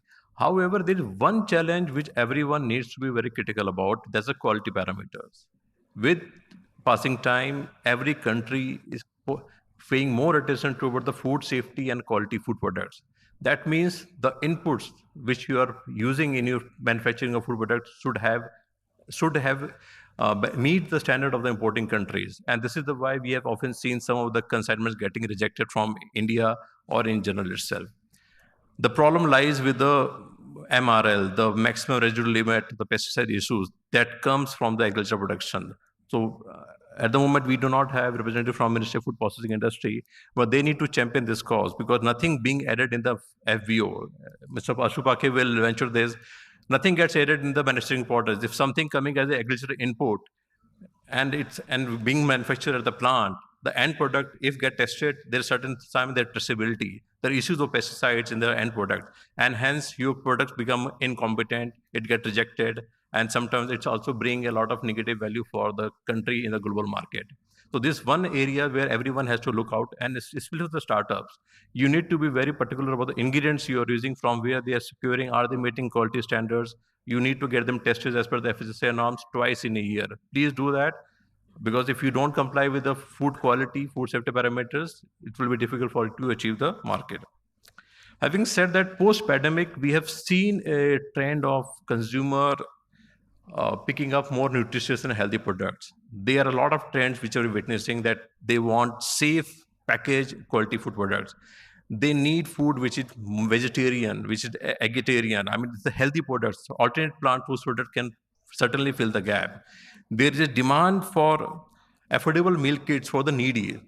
I mean, there are a lot of huge segment which needs food which is affordable to them. So there's a huge market which is turning out to be in the market to capture.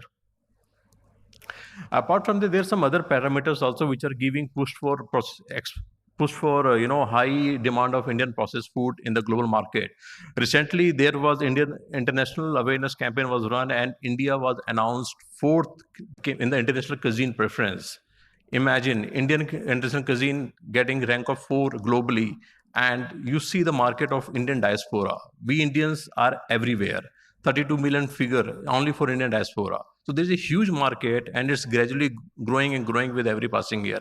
Apart from that, millets has a huge potential. I'm talking in broad perspective because millets is also somehow related to plant protein. And millets, next year being the International Year of Millets, the government has putting a lot of focus on this. PM himself has been raising this again on many forums. Ministry of Food Processing, Ministry of Agriculture, all of us working on this. So you can see the positive vibe coming out for India in the global market. And I think next year is going to be tremendous phenomenal for all of us to promote India on a global footprint. Plant-based food products, we all know it's a very nascent stage. It will take some time to pick it up in the country. It's growing. I think all the startups who are here, they know that they need to be increase consumer awareness among Indians. You need to create awareness about the nutritional value which you offer. That push needs to come from this startup ecosystem, and I think there could be some campaign around this from maybe the ministry can drive it, or jointly between the ministry and the industry can drive it. But they need to create more awareness about the benefits of the plant-based protein products available in the market. So for the startups, the demand is not only export oriented. You have a huge Indian market as well to cater to. So you look at from both the perspective. A small example, I would say, about the pulse study. India grows 25% of the global pulse production. Despite that, 70% of Indian population are protein deficient. So you see, there is a market already existing in the country. So you can capture both domestic as well as the export. I would like to take you through some of the globally figures on the plant-based protein sector, how it has been evolved. So as per the estimate, this is the Bloomberg study which I'm quoting. And as per the study, the plant-based protein market has gone up from 29.4 billion in 2020 to $162 billion by 2030. Look at the tremendous growth in the sector. And if you say there's no market, it's not the answer. The numbers say there's a huge market for you. You can export to the world. But you can do the contract manufacturing for some of the countries who are having demand for plant-based protein, like US, UK, Middle East, Singapore, New Zealand, Australia. So you can do, why India can't be the hub for sourcing for all these countries? Or you can go and set up, you can have your distributor tie up and provide Indian-based plant-based protein products into those countries. Europe and North America will see roughly 40 billion of sales. That's as Rachel also mentioned. This huge market is coming from the Europe and America region. And Middle East, Latin America will be seeing a valuation of around $8 to $9 billion of sales coming up in the next couple of years. There is some internal study going on in India about Indian market. So I'll just take you through. And there's 3 scenarios which we have judged on which one is the low growth scenario, one is the medium growth scenario, one is the high growth. If you look at the domestic growth for the plant-based meat, it's coming out to be 1,803 crore to 5,884 crore by 2030. This is a projection for 2030. For plant-based dairy, the figure lies 4,827 to 10,625 by 2030. And for plant-based eggs, currently we expect it to 527 crore. It can go up to the 1,406 crore by 2030. Similarly, for the export, there's a huge number. 2,194 to 6,800 for plant-based meat, 459 crore to 1,889 for plant-based dairy products, and 266 crore to 631 crore for the plant-based eggs. These numbers are really huge.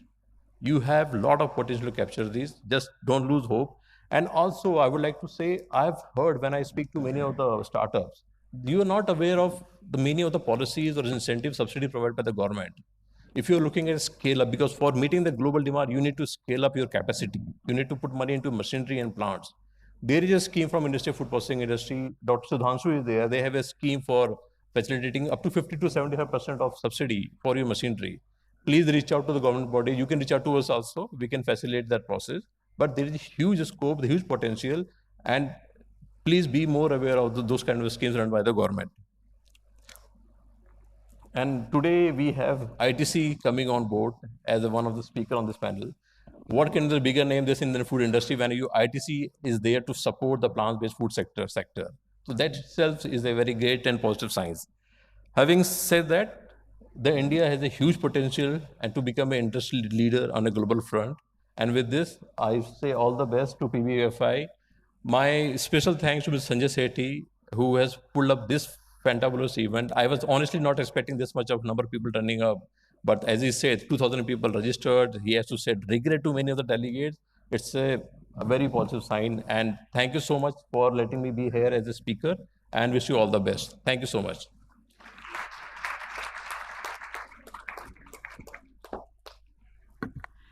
Thank you for giving us an exposure to the opportunities and the vast market which is there for India to tap on.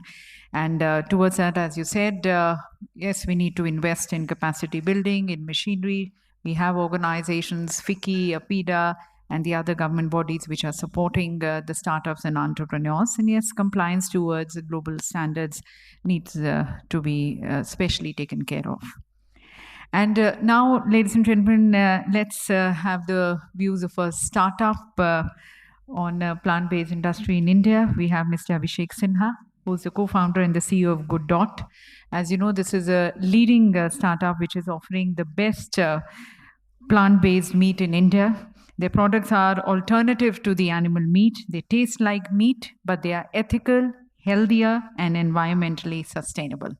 I invite him to share his experience, his views, and yes, his guidance to the new upcoming youngsters who are wanting to be part of this industry.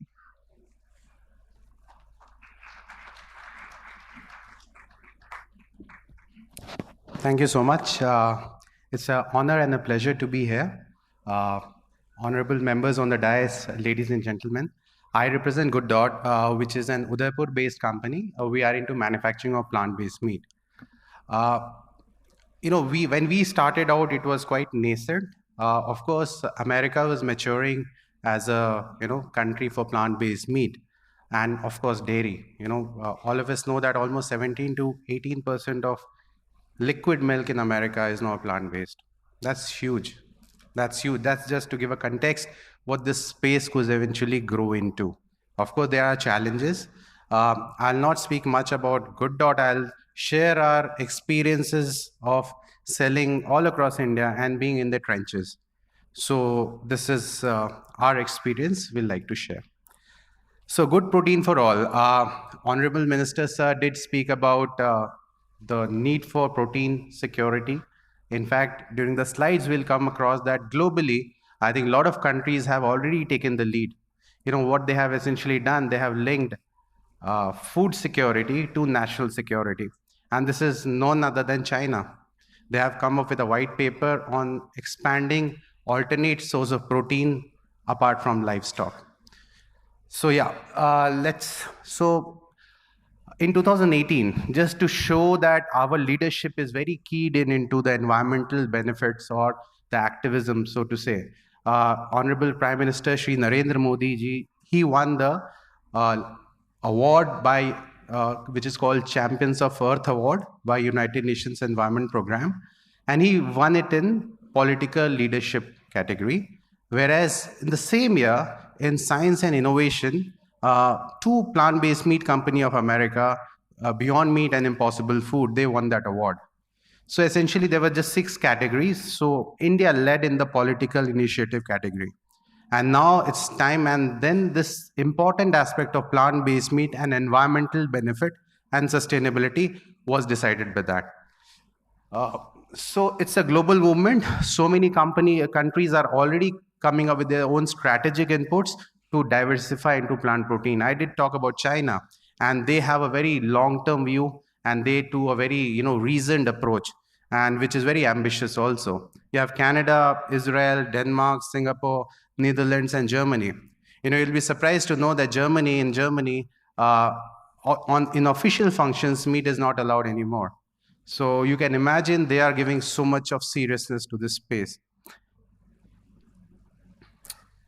When we talked about the countries, now we are talking about the leaders in the industrial space, you name it. Bill Gates, Sergey Brin from Google, Jeff Bezos from Amazon, Richard Branson from Virgin Atlantic, and also, the biggest FMCG and food companies, Nestle, Unilever, biggest meat processors, Tyson Foods, Cargill, all of them without exceptions are exploring this space.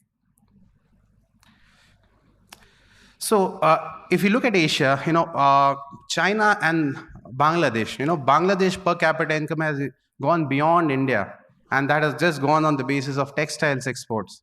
China, we all know, has become an economic superhouse by just having the manufacturing hub of the entire world.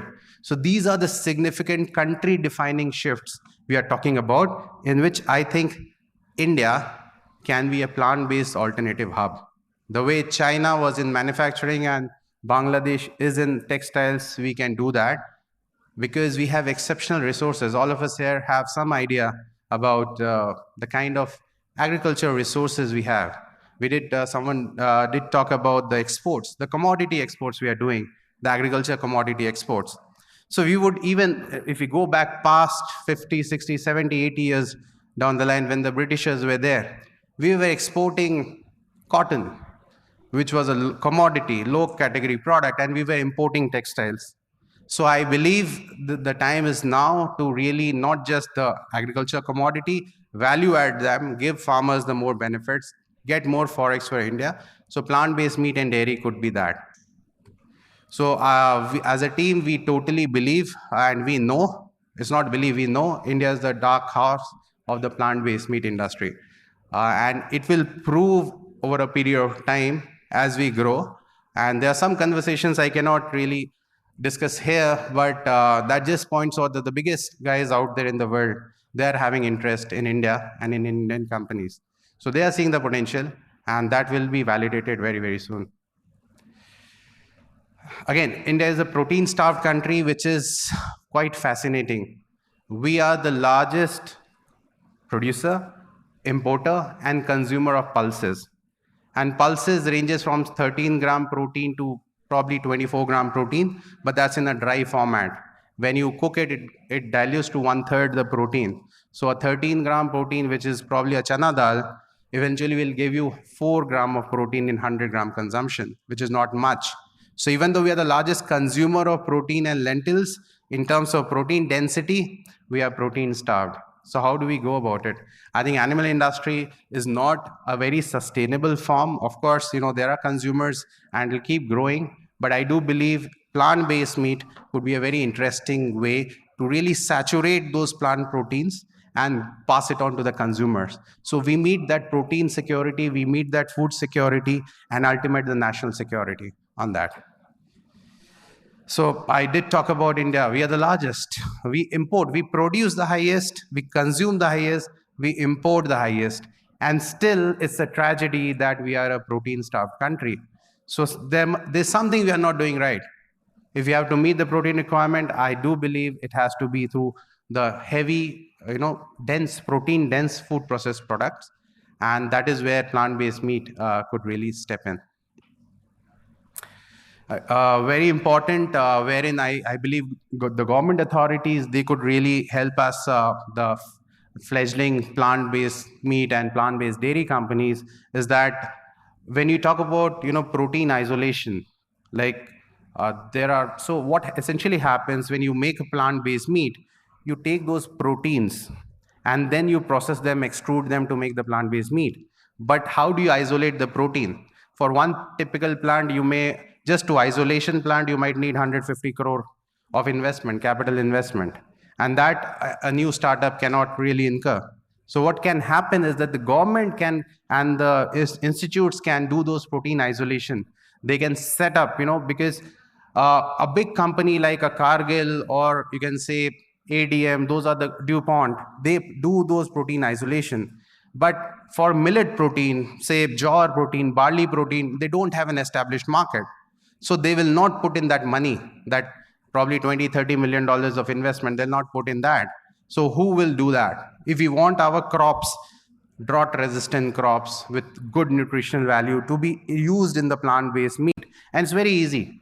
See, the moment you isolate the protein, you concentrate the protein, any protein can go into plant-based meat. So I mean to say that is something where the government can really come in and really help the industry, help the farmers. Why they are not getting the maximum benefit from millets? Everyone is talking about the millet-based snacks and all. That's all great. But what about millet-based, plant-based meat? But for that, we need protein isolation. And therein, I think some investments from the government will be highly appreciated. Interestingly, this is again, being in the trenches, this has been our experience. The nature of our distribution partner, they are, even though present in the big metros, they are also present in tier 2, tier 3 cities. So in September or August, these are our top 10 cities we sold plant-based meat. So this is not typical India, this is Bharat. Look at this, Samastipur in Bihar, Mughalsarai, Uttar Pradesh, Malkangiri, Orissa. And I'm not saying that they are the low-hanging fruits of plant-based meat. Still, the metros are the lowest hanging fruits of plant-based meat. But Bharat is also ready for plant-based meat. And this is not just a hypothesis, this is backed by our credible sales data and experience. And think about 1.4 billion domestic consumers and more probably, that's the last census. It's a huge market, just the domestic market itself, it's massive. And also it will help the protein nutrition part of it. Now coming to the government support for the entire space of plant-based alternative, how we can get some help is goods and service taxes. We are not asking for a favorable policy, we are asking for an even policy. A meat or a poultry or a fish, they have 0% GST. Whereas a plant-based meat product will have to pay 18% GST. So essentially it's like a 100-meter race where they're already 20 meters ahead and then we start. So if you're talking about price parity, I think this rationalization is going to be very important. And more so because it's a very fledgling and a very small industry as of now. So it won't have a massive revenue impact on the government exchequer. They won't have to dilute much of tax collection. But it can definitely count a lot to a startup or to an end consumer where the price point gets massively reduced. And we are at par with meat or poultry or animal-related products.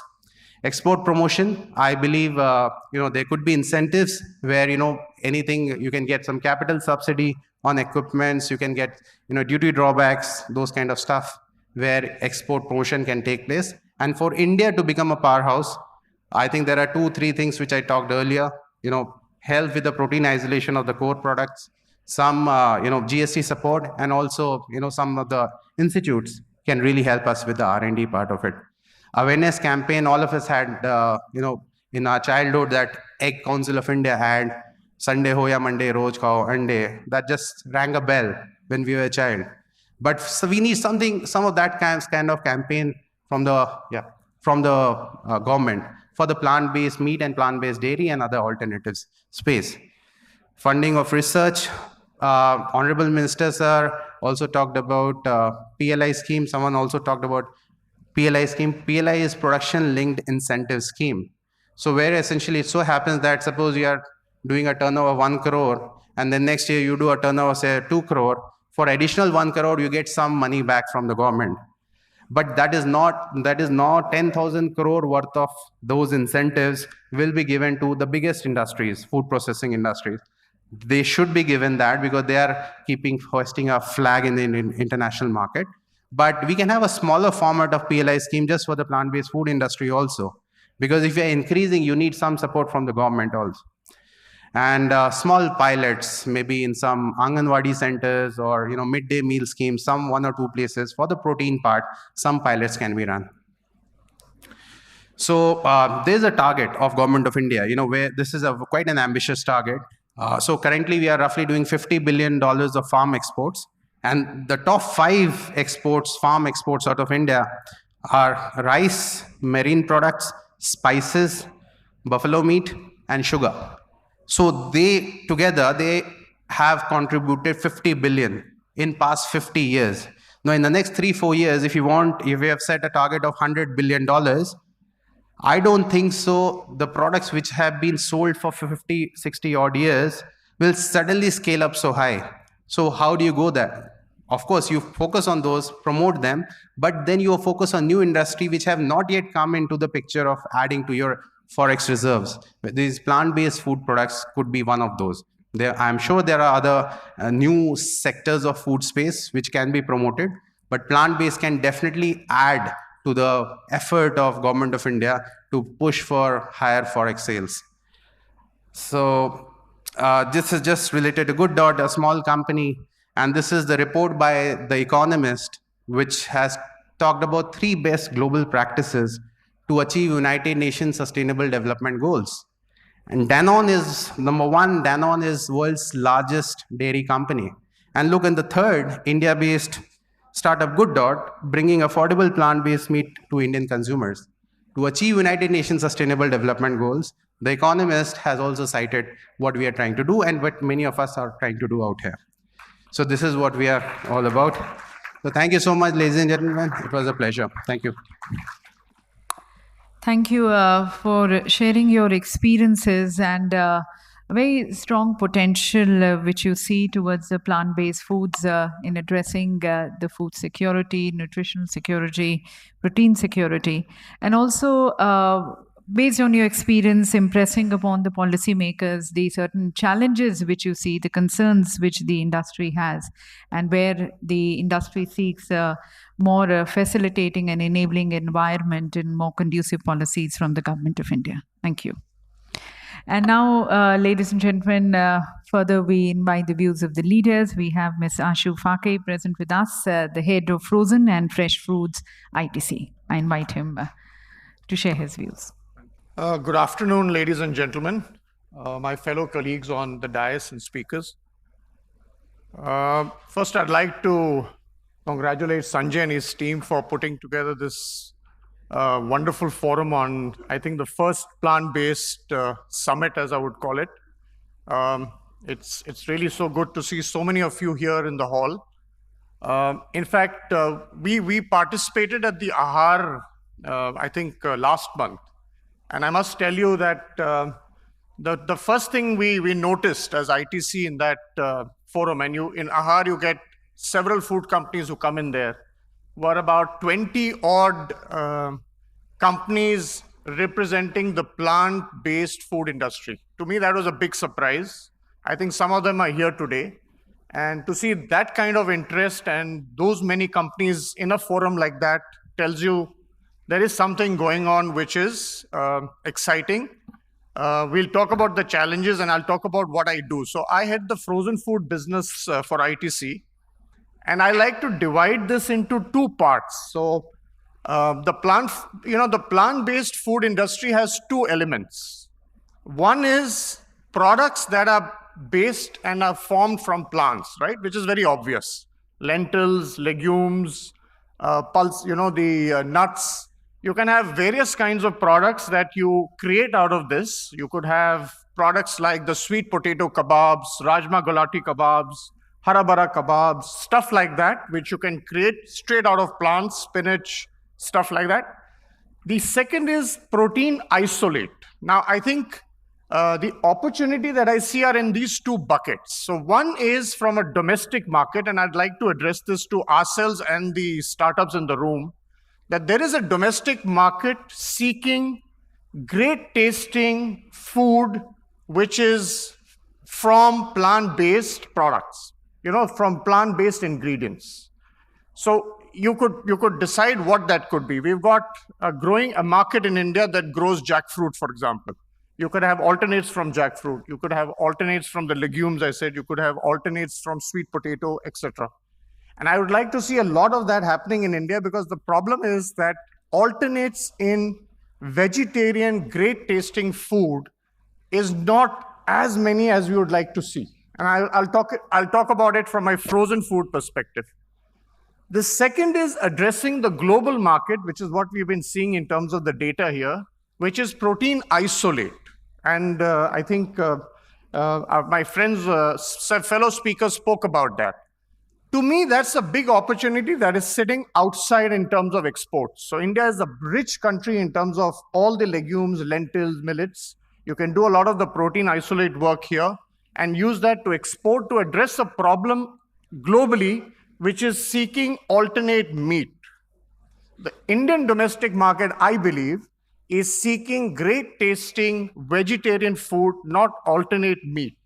Because we are not a meat eating country per se. When we eat meat, we eat it because we want to have it twice or thrice a week, and you want to have the real meat, right? But when you're doing this, when you're looking at abroad, which is meat is staple, and you're looking for an alternate to meat, and which is protein isolates, this is where the opportunity, I think, represents itself from an export perspective. So two audiences, India, the domestic audience for vegetarian, great tasting food, the export market, great opportunity for exporting protein isolate to address the problems the global markets are facing in terms of seeking meat alternates, right? That's broadly how I see it. Frozen food gives you two things. One is versatility. In frozen food as a format, you can have great tasting vegetarian food, non-vegetarian food, vegan food. And that's one format because it allows you to lock in nutrition, allows you to lock in the taste without any preservatives. That's the brilliance of frozen food, right? The challenges, of course, are many, and I'll address them. But if you want to come out with really great tasting food, and I think all of us here, this is not a discovery we have made. I think our grandmothers and my grandmothers have told us this several times, that you cook great food at home, put it into the freezer, have it after 6 months, it still stays as fresh and tastes as nice, right?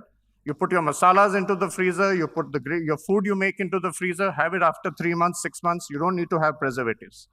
So we are in that space as ITC, and I'll talk about some of the products we have. Now, in frozen food, the evolution in India has happened over the last 20 years. It started with what I would call as the QSRs coming into India, and has largely been in the potato-based snacks. So coming again to the problem that we are having in India is that what are the alternates you have in vegetarian? You have largely potato-based snacks. That has grown with the QSR industry. And as the QSR industry grew, we had a lot of domestic companies that came in and built their business on that format. And that continued till 2016, right? Post 2016, unlock started to happen, and COVID has been a big marketeer for frozen food, and I'll talk about that. The market in India for frozen food is only about 2,400 crore, very small, right? Globally, this runs into billions. And forget the global markets. If I look into Pakistan, Sri Lanka, Southeast Asia, Thailand, these numbers are 5x, 7x, 10x. Why frozen food is important is because, again, I'm coming back to the biggest driver for food will be taste. And as the Honorable Minister said, he spoke about taste, right? Saying taste drives everything. And nothing tastes better than getting it right. And frozen helps you lock that format. But you have challenges in this format, right? The first is awareness and myths. All of us in this room would believe that a frozen food product will have some preservatives. So we've done several groups with households, with families, and we show the products, and everybody says, how can you keep a product for 18 months and not have preservatives?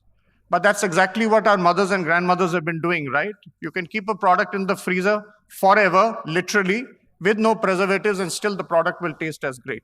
So that's a myth and an awareness issue we carry. So we got to break that. Not easy. Probably it'll take you years for it to happen. The second has been to do with the variety. Largely in the space of great tasting processed products in the frozen, it's been potato-based. 50% of the frozen market is potato-based or chicken nuggets. That's about it, right? Unless you give variety, you're not going to grow this category. And the third big battle you have is infrastructure. You have two problems here. One is 1 out of 10 outlets have a freezer. And that freezer stocks everything, from your ice cubes, to your green peas, to your processed meats, to ice creams. So you're going to have a challenge. One small box in the retail outlet keeps everything. If you're trying to grow this market, if you're trying to grow this category, unless you unlock the infrastructure problem, you are not going to build the category. You can continue to have great tasting products. You can continue to have great manufacturing units. And we have seen that happen in the COVID time. Some 7 new brands got launched, but everybody comes and gets stuck at the retail point because there's no unlock happening there. You can't go to the same outlet and put in your products. The second unlock is at home. Your freezers at home are the smallest unit, right, above the fridge. The freezer is opened only 3 to 5 times a week.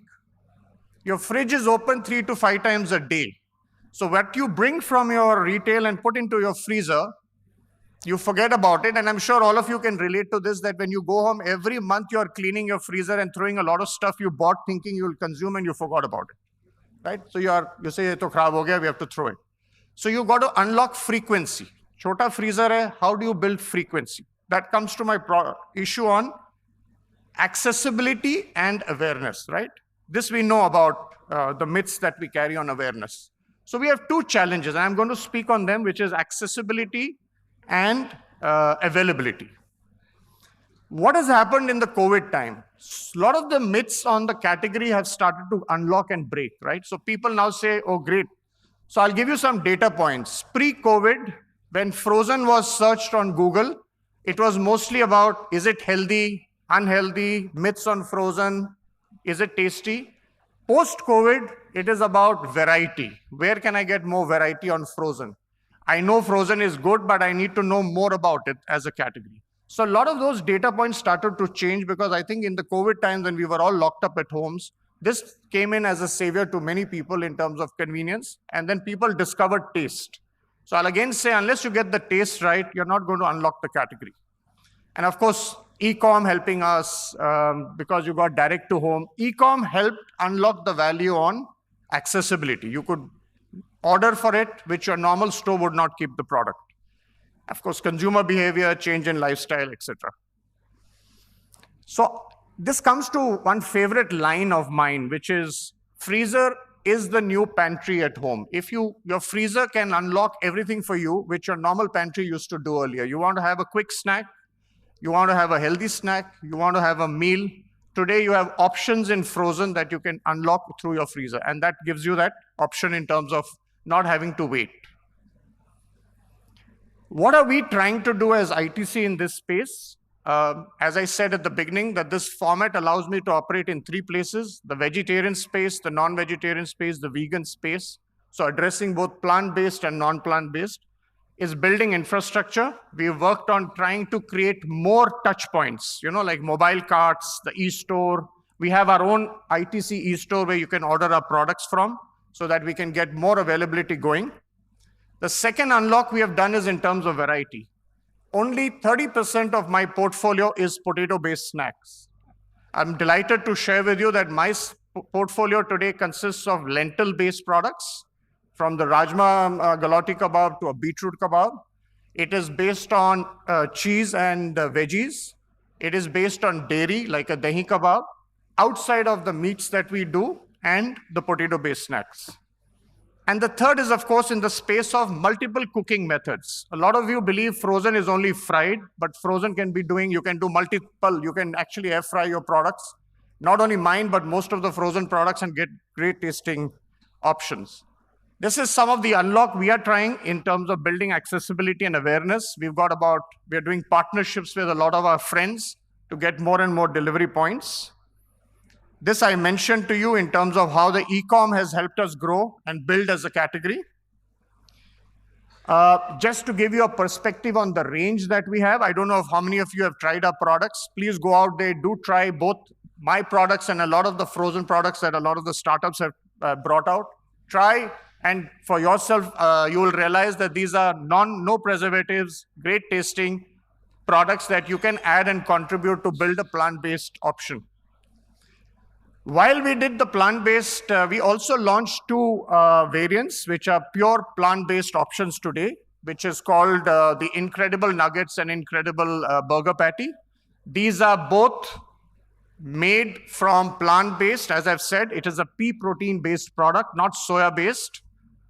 You will not get the aftertaste of soya. It is an alternate to meat.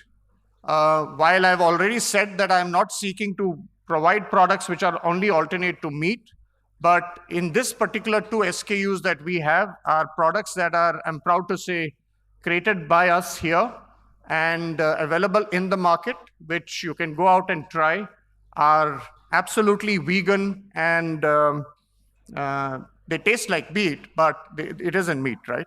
In fact, we have a tasting session going on here. Do try it out and give your feedback, critic and non-critic, whatever. We are happy to hear. We're looking at launching a few more products in this space, but while we focus on this space, we are also focused, as I told you, on launching a series of products in pure plant-based areas, in the legumes, in the millet space, in the vegetable space, because we believe more variety will drive the category and drive the industry. Some pictures of the same. And growth of this industry will be driven by a lot of these initiatives, and that both we and others in the space will do. That's what I had to share. Thank you very much. Thank you, sir, for exposing us to ITC's frozen food market with very diversifying and versatile plant-based foods, and also further inspiring the startups and entrepreneurs that there's a huge potential and opportunity in this space. So with that, ladies and gentlemen, we come to the end of the inaugural session, wherein we had first, of course, the thought of the organizers coming up with this summit and collaborating with the industry, with the academia, research organization, the global leaders, and coming up with this platform towards sharing knowledge, experience, and expertise. Also, the study which was released, which is we request you to kindly collect a copy of the same. It is a highly researched study which has been released today. And then the government export promotion body speaking to us, the viewpoint and the perspective of the regulator, of the policymakers coming from the Honorable Minister, the global partnership coming from our global partners, from Plant-Based Foods Association. And then we had also from FICCI, who's been promoting and facilitating trade in the country, from experience of the startup, and then from the leading frozen market. So we thank all our speakers, and for that we have Ms. Rochelle. I think she's, I don't see her here. If I can request Ms. Nicolo to join us, as we would like to present those special mementos. If you can have Ms. Rochelle, if she's somewhere around. Okay, I think she's somewhere outside. So with that, once again, a big thank you to all our speakers. We close this session, and we now invite you for tea and coffee and also for tasting. It's going to be a 10-minute short tea and coffee break, and then we're going to be resuming with our panel discussions. 2 panel discussions we have. Request you to enjoy your tea, enjoy the tasting center which is there, but then only 10 minutes towards that we'll have also the B2B sessions which are going to be post lunch. Thank you. Ladies and gentlemen, may we request you to kindly take your seats, request you to kindly be seated so that we can start with our panel discussion. There are going to be 2 panel discussions back to back, and please request for your attention. Let's also concentrate and focus on what our guest speakers have to share with you. We've already heard from our inaugural guest speakers the opportunity which is there, the huge potential which India has to tap on this market. But further, how do we grow? We have now the voices, the expressions from, again, the leaders, the experts of the space who are going to be sharing their viewpoint. More bringing into, as we have the startups, the young startups and entrepreneurs, how can you build your organizations, build a brand? So it's the first session is going to be concentrating on brand building, focusing on the plant-based food products, development and the quality standards which we need to focus on. The second is going to be the innovations which are driving the plant-based foods investment. That's a second panel discussion we'll have. If I can request all our speakers to kindly be also taking their seats with the delegates and participants, and then I invite the speakers of the first session here on the dais. Can I request our hotel staff and also the people who are there in the tasting zone? We'll have a big break towards, again, the tasting, towards the lunch. It's again a vegan food being served. You can further taste, enjoy it. But right now, let's enjoy the food for thought which is being shared here. Each session, ladies and gentlemen, is going to be for half an hour. So we have another 1 hour which we are going to be dedicating to the discussions here. And then, of course, the entire floor is here for networking and tasting, which we take it after these 2 sessions. 1 और घंटा आप लोगों का चाहिए यदि आप अपनी seats पर बैठ जाएं. Thank you.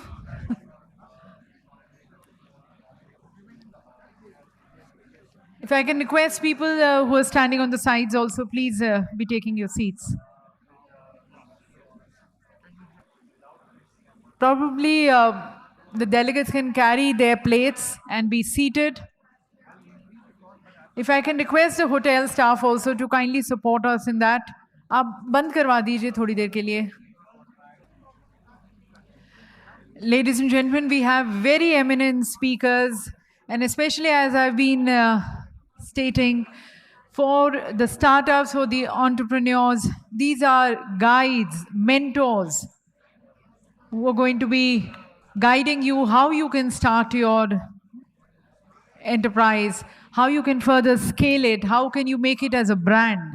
Let's listen to them. And you hardly get such esteemed speakers as leaders joining you and guiding you. Please be seated.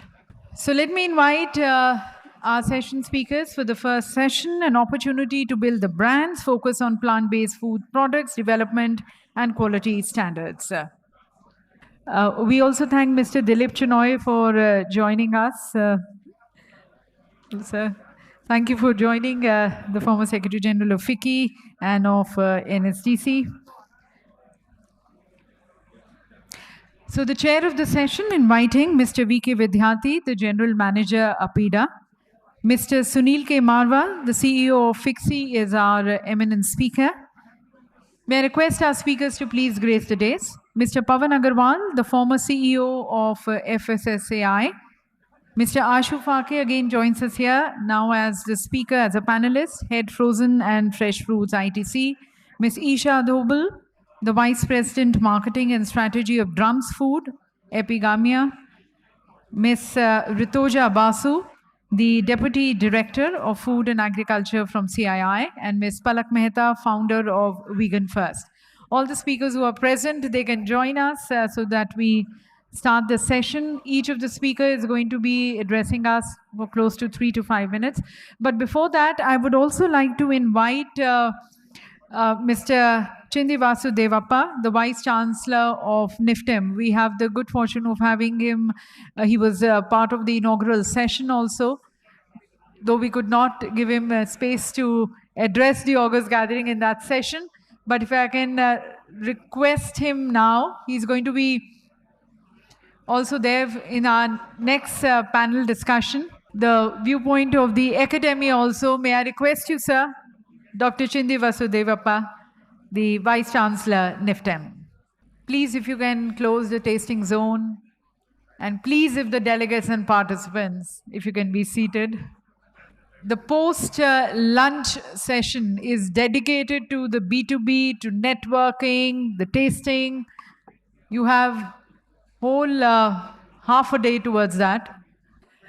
May I once again request Dr. Vasudevappa to please, sir. पर उससे पहले जो लोग खड़े हैं, जो sides में हैं, जो tasting zone में हैं, as I've been saying, if we can have some food for thoughts also, and then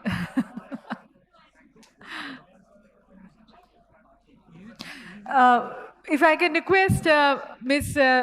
Rachel also to kindly present a special memento to Dr. Vasudevappa. Ms. Rachel, if I can request you to kindly present this special memento. And yeah, sir.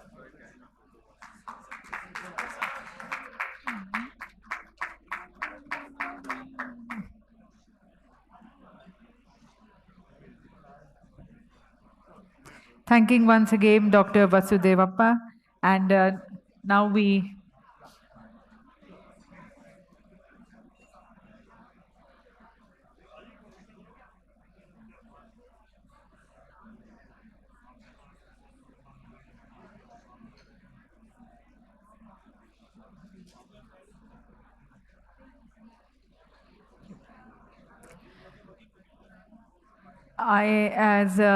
Sir, I think is here with us for a very short duration. I would like to request him now.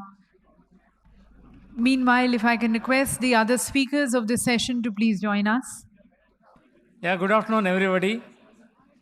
I know you're all very busy with your hand-to-mouth work. And I don't know whether really I should speak. Anyway, Sanjay ji is not allowing me to go without speaking to all of you. Probably that is the reason which has brought me here, and I am very happy and pleased that I could meet many of the startups and would-be entrepreneurs who are really into the plant-based protein sources for food. So that is something really great, and in fact it is very close to us. Being the part of, I would say, National Institute of Food Technology, Entrepreneurship and Management, I wish this is a very good initiative, and I would like to congratulate Sethi ji for getting involved into this and bringing me here all the way. But I was very much happy to go around, see all the products which are coming out, and probably that is great. And where we also have many of the startups, or few of the startups, who are also well supported by NIFTEM. So let me just give a brief about what is that really we intend to do, and why actually India needs this. Probably I know, all of you know, India is a vegetarian state in the broader outlook of the entire world. Probably more than 30 or 40% of the people are pure vegetarians, but all the same, many of them have converted into a pseudo non-vegetarians, I would say, in the sense, even a non-vegetarian depends more on plant protein sources for his major requirement of protein. And probably one thing which we noticed is, of course, India is a huge country, and which everybody is very much proud of. But at the same time, being a 1.4 billion population country, the requirement is also huge. And I would say on one side, our plant resource base is also very huge. That means the biodiversity what we have is phenomenal, which can meet any requirement. And of course, not that everybody need to be converted into vegetarian, but all the same, I think major derivatives of protein is coming from plant. Maybe about 60 to 70% of our life, we derive proteins from the plants. So that being the scenario, maybe the people have a feeling, because a lot of people are getting used to the non-vegetarian food. We are looking towards the imitation products or a meat analogs, which otherwise may not be really required. But at the same time, if we are doing a meat analog using the plant protein sources, so how do we promote it? And there are issues which are really concerned with us. I know. I am very happy to see a lot of startups here in this hall, and probably from almost maybe about maybe 20, 30, now it is more than 200 or 300 startups. But at the same time, it is also well supported by the corporates like the Nestle, the ITC, the Kellogg's, and even I would say the Unilever, and also maybe I think, there were very many other companies who are really involved into it. And simultaneously, of course, I know it is not that, it is only these people need to do, but the startups can always work with such big companies, especially to promote in a much more effective way, so that the products are made available across the country in a very safe and in a very hygienic manner and well packed and has a good recognition. So this is one thing which is required. I know many of you may not agree, but at the same time, initial handholding is very much required. I know startups are to be supported. So the Startup India also has a scheme. In fact, I would say the Niti Aayog also has support for startups as well. So how do we derive this benefit? I think it's only the matter of time. And I would like to just make a mention here. NIFTEM, we have established the student innovation fund also, especially for the students who are coming. And they have come up with very good products, and which has won a lot of maybe the prizes across the whole world. In fact, I would just like to mention here, top 3 winners in innovative channel at Future Food Technical Innovation Summit. I think our people were there. And probably they won the first prize, I would say, in India, Smart Protein Innovation Challenge 2020, our students. So this is how I think we are trying to mentor and mold the young minds who can get into this space. So, but at the same time, why I am telling all this is a sort of an information for all those who want to really innovate, who want to really take it as a startup program. Probably we have NTI BIF at NIFTEM, that is nothing but NIFTEM Technology Innovation and Business Incubation Facility. And we are getting people from different companies who come and do work, especially on a startup basis. We mentor them, we help them, and we handhold them on a small scale maybe, but at the same time, they will come up with a lot of innovative products, which only just last year we started, already about 8-9 companies have been found to be very, very successful. And this year also we are taking people, we are more than 130 applicants were there. And now we have shortlisted about 20. And out of which again we'll shortlist about 8 or 9 or 10. So that is how I think the incubation space has been created at NIFTEM, which is very close to Delhi, which is only about 30 kilometers from the center of Delhi. So that way I think it is in the Singhu border on the way to, especially the Chandigarh. So those of you who are really interested probably can really come, discuss with our team, and probably you can also get involved into various startup programs. So this is something which is very, very important.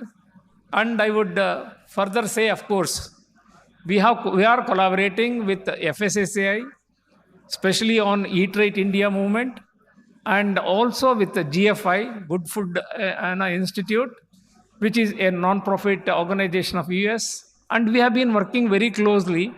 And in fact, I would say here, we are working with a lot of industry partners. Now at present, we have at least about 7 or 8 industries working with us on various aspects. Could be on fortification, could be on, I would say, the cold chain development, logistics and things like that. So these are all the concerns and issues which are really raised. And in fact, we have been even working on the nanobiotechnology issues, which are really concerned with the packaging material and all that. And of course, that apart, we do have a very good food testing laboratory, which is a national referral facility, which is also addressing all the issues. And we are trying to get the global accreditation in maybe after becoming the national reference facility. So that is where I think we are really very happy and proud. And I would even further say that we are providing, we are willing to have a sort of an industry academia, an interaction, collaboration and things like that through a contract research organization. Those of you who want to innovate the products, you have the basic information and probably that can be put to a lot of, I would say, the refinement. And then we can take it forward as an initiative from the institute, mentoring both from the industry and from this association maybe, and also from the experts who are in the field. So this is where is the I would say, the good initiatives which we are taking forward. And in fact, now we are very happy that NIFTAM has become an institute of national importance, which has a lot of flexibility to work with industry. I wish each one of you can really use it. And probably Nestle has established one R&D, maybe I think accelerator center, especially for the startups. So like that, we are also working on the similar line.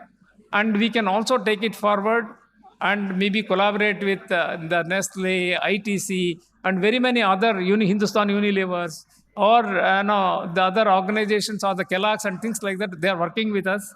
And we'll be very happy to associate with all of you. Small startups, we are there with you and we will definitely support you. And I wish each one of you all the very best. I know this is a very big space and a new space which has been created, but there are a lot of issues also, especially with regard to the infrastructure, especially with regard to the technology part of it. And since these products depend more on, I would say, the protein, the extracts, which probably I think is becoming expensive, and the stability issues have to be really addressed, and also the keeping quality, the texture, the smell, aroma, and because it has to meet the requirement of the Indian gullet. So that's where I think we need to be working, and there are a lot of issues we can really work on. And another very important area is, as was of course the ITC expert here made a mention, the fridge in the houses are the places where we store our food. How do we use it is the thing which is very important. So that's where I think we can always just the cold chain logistic is becoming very, very important for a bigger business. So that's where I think we will always be there with you, and we'll be very happy to work. And once again, I wish all of you all the very best. Thank you very much for the opportunity. And I know you're all maybe more hungry than hungry for the knowledge. All the very best once again. Thank you. Thank you. Thank you, sir. Thank you for your views and perspective, and thank you for guiding our August gathering. May I request Mr. Sanjay Sethi, sir, if you can... Okay, thank you once again, sir. So, ladies and gentlemen, in the interest of time and in the interest of all present here, we're now clubbing both the panel discussions here. Otherwise, also, we've been speaking, this is an era of collaboration, and you cannot see, as you talk about building brands, you cannot see innovations in isolation. So we have the 2 sessions being clubbed now. The chair, if I can request Mr. VK Vidyarthi, sir, to chair this combined session.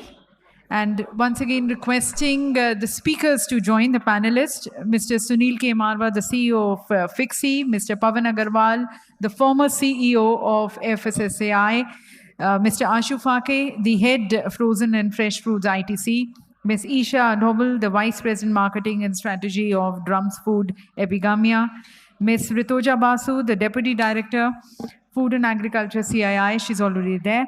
Ms. Palak Mehta, the founder of Vegan First. Also the panelist of the next session, Ms. Nicole, if I can request Ms. Nicole Roque to also join us, Senior Innovation Specialist of GFI India.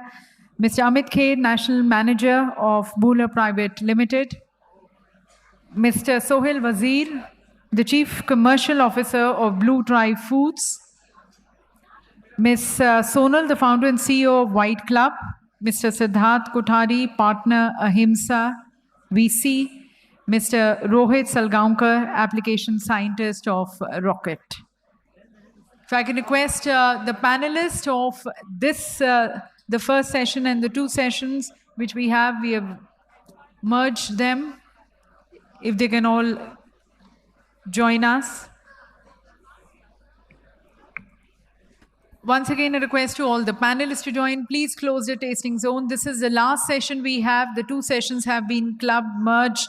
So another 40 minutes, dedicated 40 minutes of yours, we are just requesting.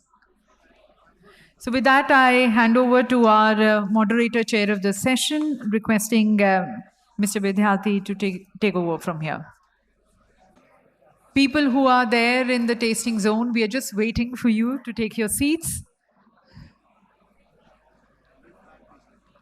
As you can see, we have a huge panel here, all our eminent guest speakers. Let's be slightly responsive and responsible towards the thoughts which are being shared here. Namaskar and good afternoon to everyone. On behalf of APEDA, I welcome all the participants, those who are participating in the summit. This is the first summit we are organizing in Delhi, especially on plant-based food products. So let me first introduce myself. My name is VK Vidyarthi. I am the General Manager in APEDA. Now I request all my colleagues, those who are on the desk, to introduce one by one. Let me start from ma'am. Please introduce yourself.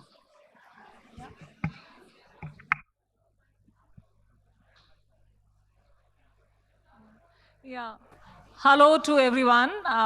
Thank you to the organizers. Thank you to PBFAI for organizing this amazing, wonderful summit. And yeah, much against the displeasure of the people still involved in the tastings.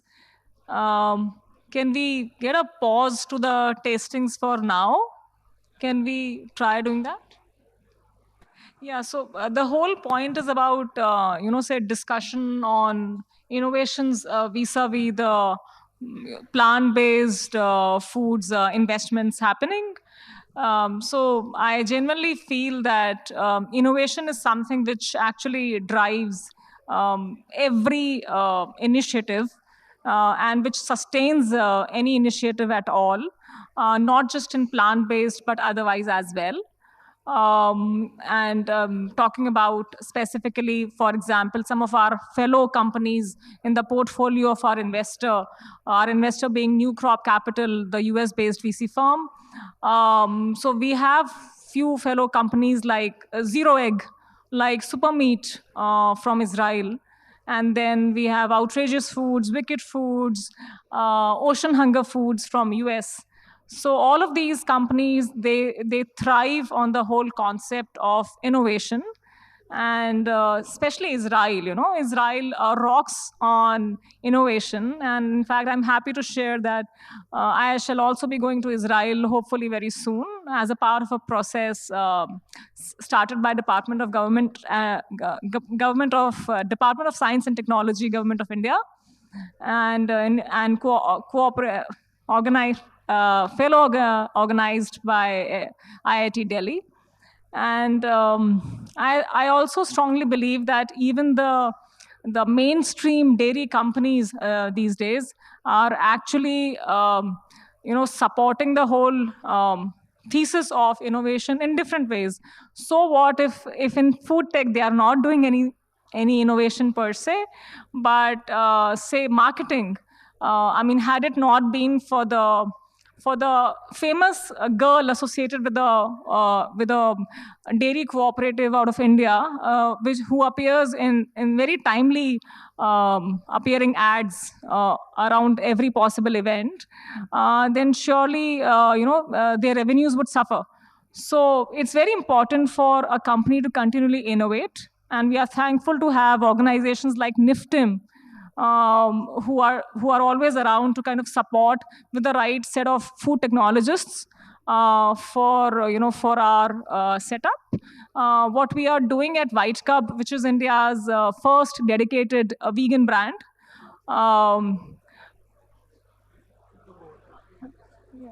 This was only the introduction.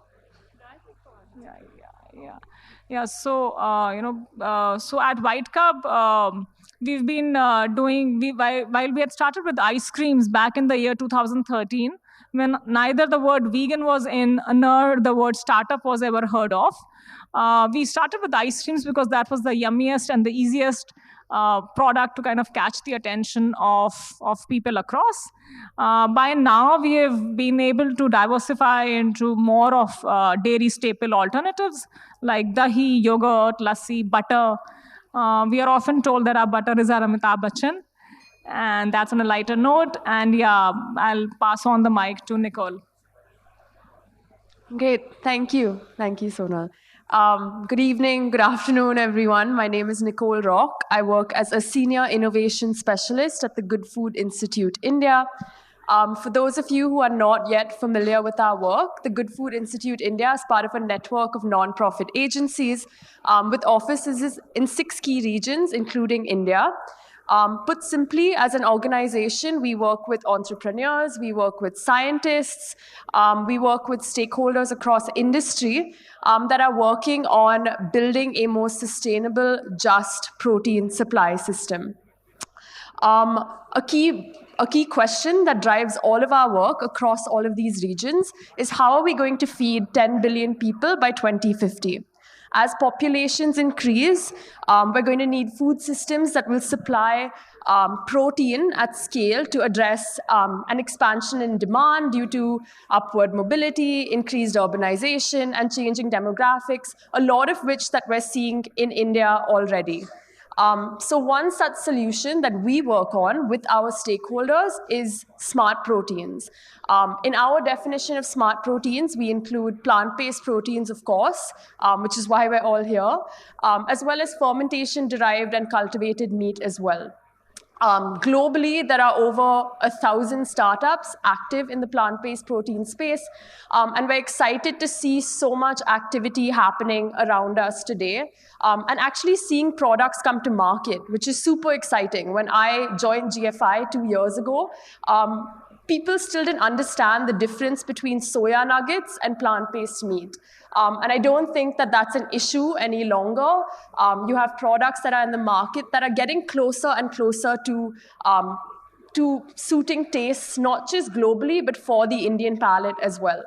As per early analysis that GFI India has done with Deloitte on the economic modeling of the potential for this sector, we're seeing very exciting signs. We project that by 2030, this industry could be worth over $4 billion with a path for 10x growth by 2050. By 2040. Apart from that, what also makes us really excited about this industry is the potential for creating new jobs. By 2030, we project that this industry alone could create 4 lakh jobs across not just protein processing and developing innovative products, but across the entire value chain as well. Apart from that, we're seeing early signs of plant-based proteins entering the mainstream. Shah Rukh Khan tweeted the launch of Imagine Meats a couple of months ago. We have Good Dot here, who signed, gold medal Olympic medalist Neeraj Chopra as their brand ambassador. We have Blue Tribe here, that announced, Virat Kohli and Anushka Sharma as part of their brand partnership. And so we're really excited to see the fact that plant proteins is genuinely entering the mainstream in India. These partnerships support in building category awareness and building awareness about these products in general, which is exactly what we need to hit that, those 2030 projections at least. Apart from that, there are a whole host of value chain players that have entered the market. We have ITC here today. We have a bunch of, international MNCs as well as Indian companies across ingredient supply, equipment suppliers, co-manufacturers, distribution partners, really building out the entire landscape for growth of this sector in India. Apart from that, while health and environmentalism are key drivers for people to taste these products, really the biggest opportunity to win in this sector is on taste and price. And that'll really require partnerships across the entire value chain, as well as partnerships with governments, with research associations, with people like FIXI on talent development, really bringing in the entire value chain to work together and potentially build out what we're calling a mission for smart protein. We're really going to need coordinated effort across business, across science and policy. And I'm excited to be sitting here today with this, this panel that constitutes startups and investors and government officials and industry associations and research institutes, because really it's going to be all of us that really drive growth and progress of this sector. Thank you. Now I request Mr. Sunil to introduce himself and to say a few words. Thank you very much. I would like to introduce myself. I am Sunil Kumar Marwa. I am the CEO of FIXI, which is the Sector Skill Council for Food Processing, which comes under the Ministry of Skill Development and Entrepreneurship. And we also work very closely with the Ministry of Food Processing. Our job actually is to create skilled manpower for the food processing sector. And we have taken the smart proteins as a major project, smart proteins or the plant-based proteins. Thanks to the initial advocacy from GFI, we have actually put together a curriculum which would help people to get into this sector. Please understand that it's very easy to talk about smart proteins or talk about various kinds of plant-based products. But this is a cross-functional discipline where you have to be looking at agricultural inputs, you'll have to be looking at taste, texture, presentation, production, the quality standards, the shelf life. So it is not something which can be learnt by doing a particular course. So we have created this curriculum, which is a cross-disciplinary curriculum, which takes what is required to become an innovation specialist. And initially we are not looking at isolates, because that's an area which we have left aside for the time being, which we will do later. And because entrepreneurs, we have taken this project more for entrepreneurship. So how do you market this product? How do you do tasting studies? How do you get the flavors rightly? How do you get the textures correctly? So this entire curriculum has been now put together and we are getting it approved from the National Council for Vocational Education and Training, which is the regulator. Once that is done, then the participant handbook and the facilitator guide will be rolled out. It will be made available to universities and colleges which are into food technology. It will be introduced as an elective subject for students who are studying BSc in food processing or BTech in food processing, and they should be able to pick up, which is in line with the new education policy, an additional skill which goes beyond academics. So people would be invited to do this course out of sheer interest, or who want to become entrepreneurs, so that we are able to contribute to the growth of this sector. Because more and more people are required to come in if we are talking of billions of dollars of potential for plant-based products, but then they have to be people who can actually realize that potential. People who know how to innovate, very importantly. But we have seen the products that we have seen right now in the market are very basic products. We are not really looking at the B2B segment, the quick serve sector, which requires different quality, different levels of production, different volumes. If you are wanting to do a burger with McDonald's, which is based on this, so you can imagine the kind of volume which will have to be created, the capacity which will have to be created. So that competency the industry will have to build up later on. But first we must know how to innovate, how to understand the customer tastes, how to cater to those customer tastes is very, very important. And it's very simple to say customer tastes. We are sitting in India. If you look at the taste of people, it is not uniform. What people like to eat in south of India is very different from what people like to eat in the east of India. So that's a very big challenge. So we are hoping that we would be able to contribute to the overall body of knowledge which is available, and we would actually help people to get into the business of plant proteins, to set up the units that they have, and to create value from the agricultural products, whether it is groundnuts or whether it is lentils. Those are the starting points. Ultimately, we want to contribute. But right now, we are assuming that isolates are going to come from outside, and we would be working on that later on the isolate production. So this is in brief what we are doing, and we are very happy to be here. And thanks to Sanjay and his team, this has given us an opportunity to showcase the competency that we have developed in the last 1 year or so. Thank you very much. Thank you, Mr. Sunil. Now I request next panelist to introduce. Good afternoon again. My name is Ashu Fake. I'm head of frozen foods at ITC. I think my co-panelists have fairly well elaborated because we are discussing marketing, innovation, branding, and the products we want to roll out. To me, I think the first area we need to focus on is around the product and taste, which is menu development. What is the kind of product we want to roll out, and what is the problem we are trying to solve for the consumer? I think one of the problems I'm seeing today in this space is that a lot of it is manufacture out.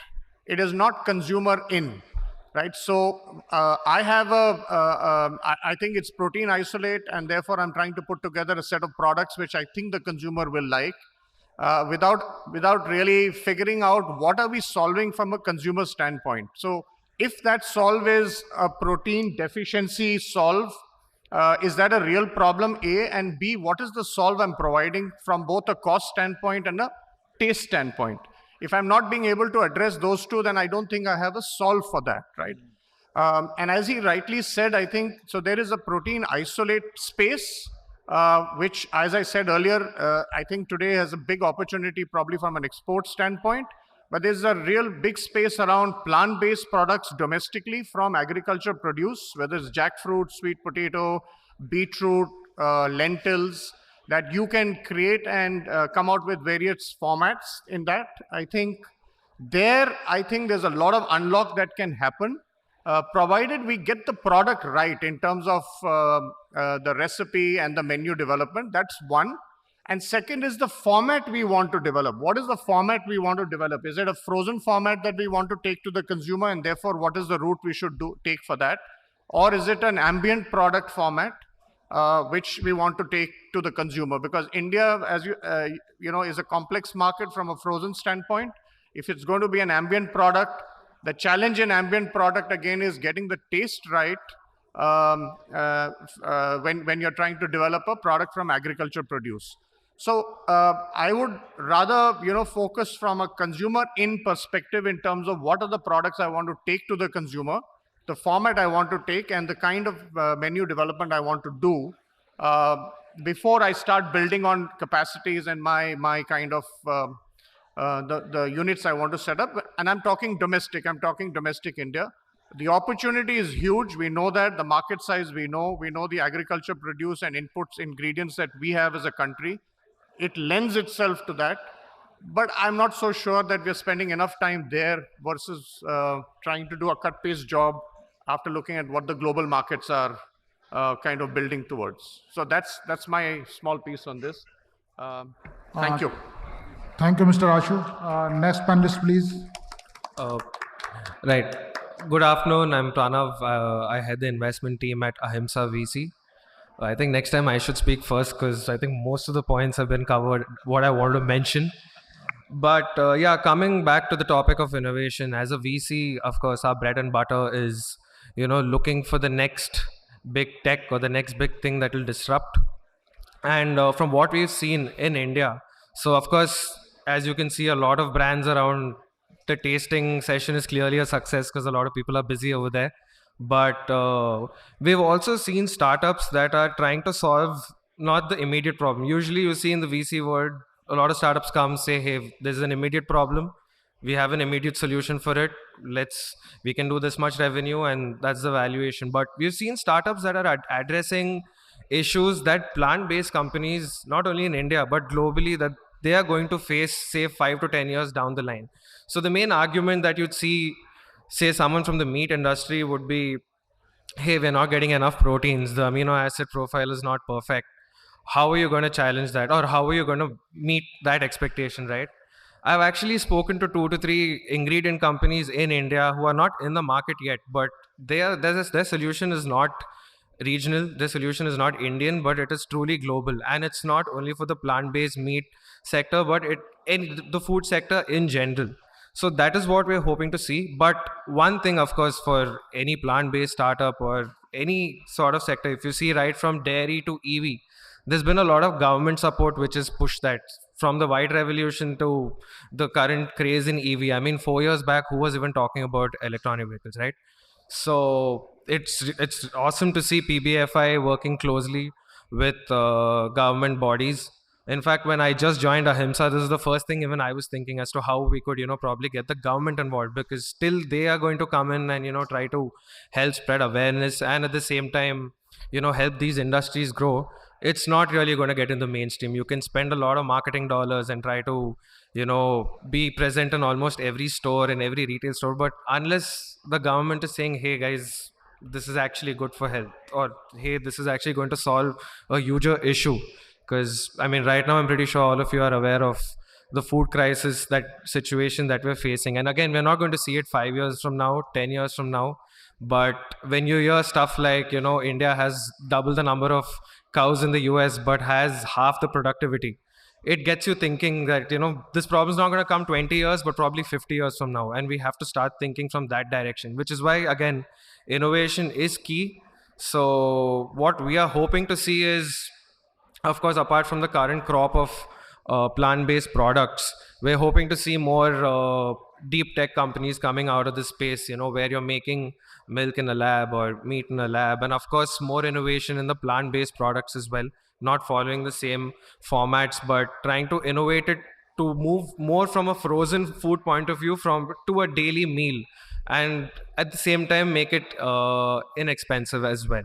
So hoping to see that, and yeah, that's my 2 cents on this space. Thank you.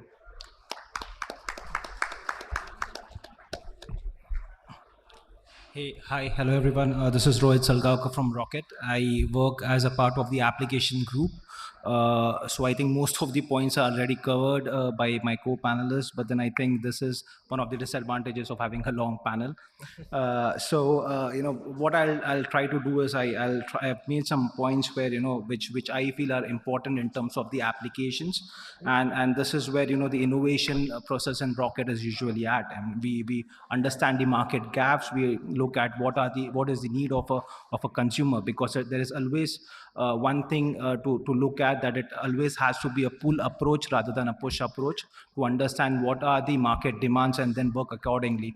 And this is where what we, the innovation process at Rocket is at. We with our robust marketing team, we understand the different gaps.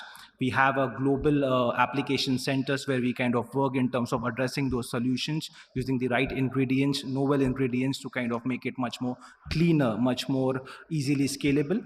And that's where we work as a group. We build value propositions using different technologies. We build clinical studies to kind of support those value propositions, and these clinical studies can be leveraged by different startups for their marketing pitch as well.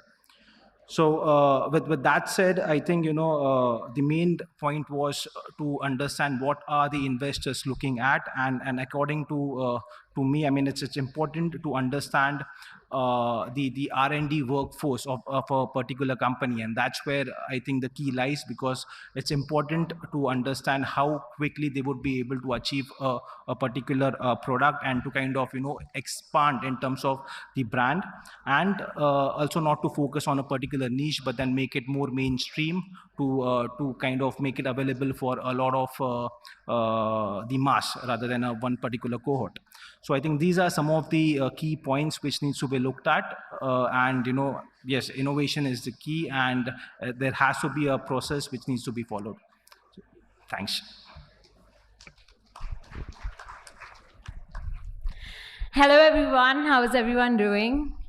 It's fantastic to be here and to see such a great turnout. I'm Palak and I'm the founder of Vegan First. It's India's first vegan magazine. I actually have it here with me. When we started in 2015, and there were very few vegan brands out there. There were very few vegans, in fact, very few people who were following a plant-based diet. Right now, I feel I'm in a different country. It's just amazing. And I think it's amazing that Sanjay Sethi has pulled it off with his team in such a short time. So I won't take much of your time, but I want to just tell you a little bit about what we do. So we provide awareness that, as Dr. Sudhanshu rightly said, eventually it's the consumer who decides what they want to eat, right? And in India, it's so important to understand, to have a deep dive, to have an insight into what the consumer thinks, how they eat. Today, we have consumers who are very clear about what they want. There is a global culture. Because of D2C brands, there is increased brand awareness. So we work on increasing that awareness funnel and making people aware of the benefits of a plant-based diet and lifestyle. At the same time, we have a flagship event called the Vegan India Conference, which we do annually. And with that, we push alternatives and also offer support to anybody, different type of stakeholders who want to enter the market. A simple example is that we, in fact, spoke to hospitals, and some of them, leading nutritionists, said that there are so many people who are lactose intolerant, but we don't have affordable, nutritious solutions. And the fact is that we do. There are some excellent plant-based entrepreneurs present here. So definitely we need more of such gatherings to bridge that gap. Apart from that, I have worked with FSSAI for the task force on vegan foods in creating the regulatory framework and guidelines. And we're very honored to see that the government is now taking active interest in the sector. We also represent the India chapter of the World Vegan Organization.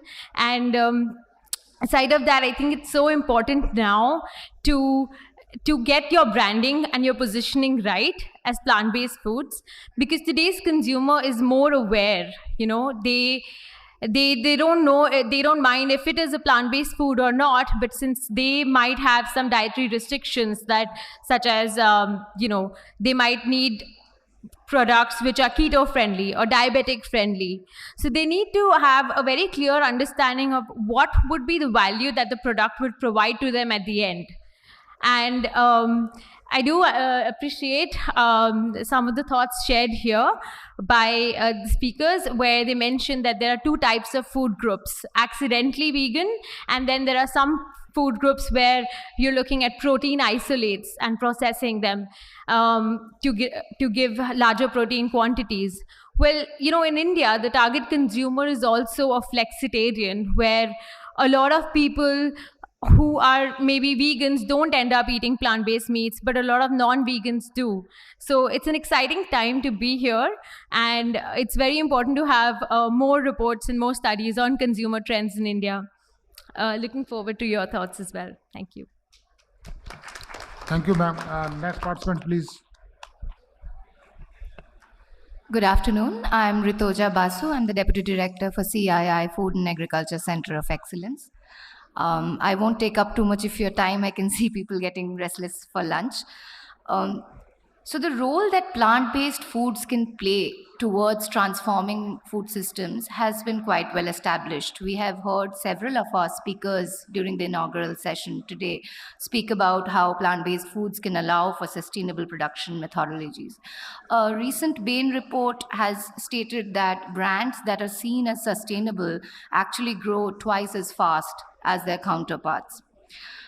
However, currently in the Indian scenario, value-added plant-based foods, the market for that is limited to the urban affluent section. And towards bringing in the real plant-based food revolution in India, the key lies in unlocking a deeper market penetration into the Tier 2 and Tier 3 cities.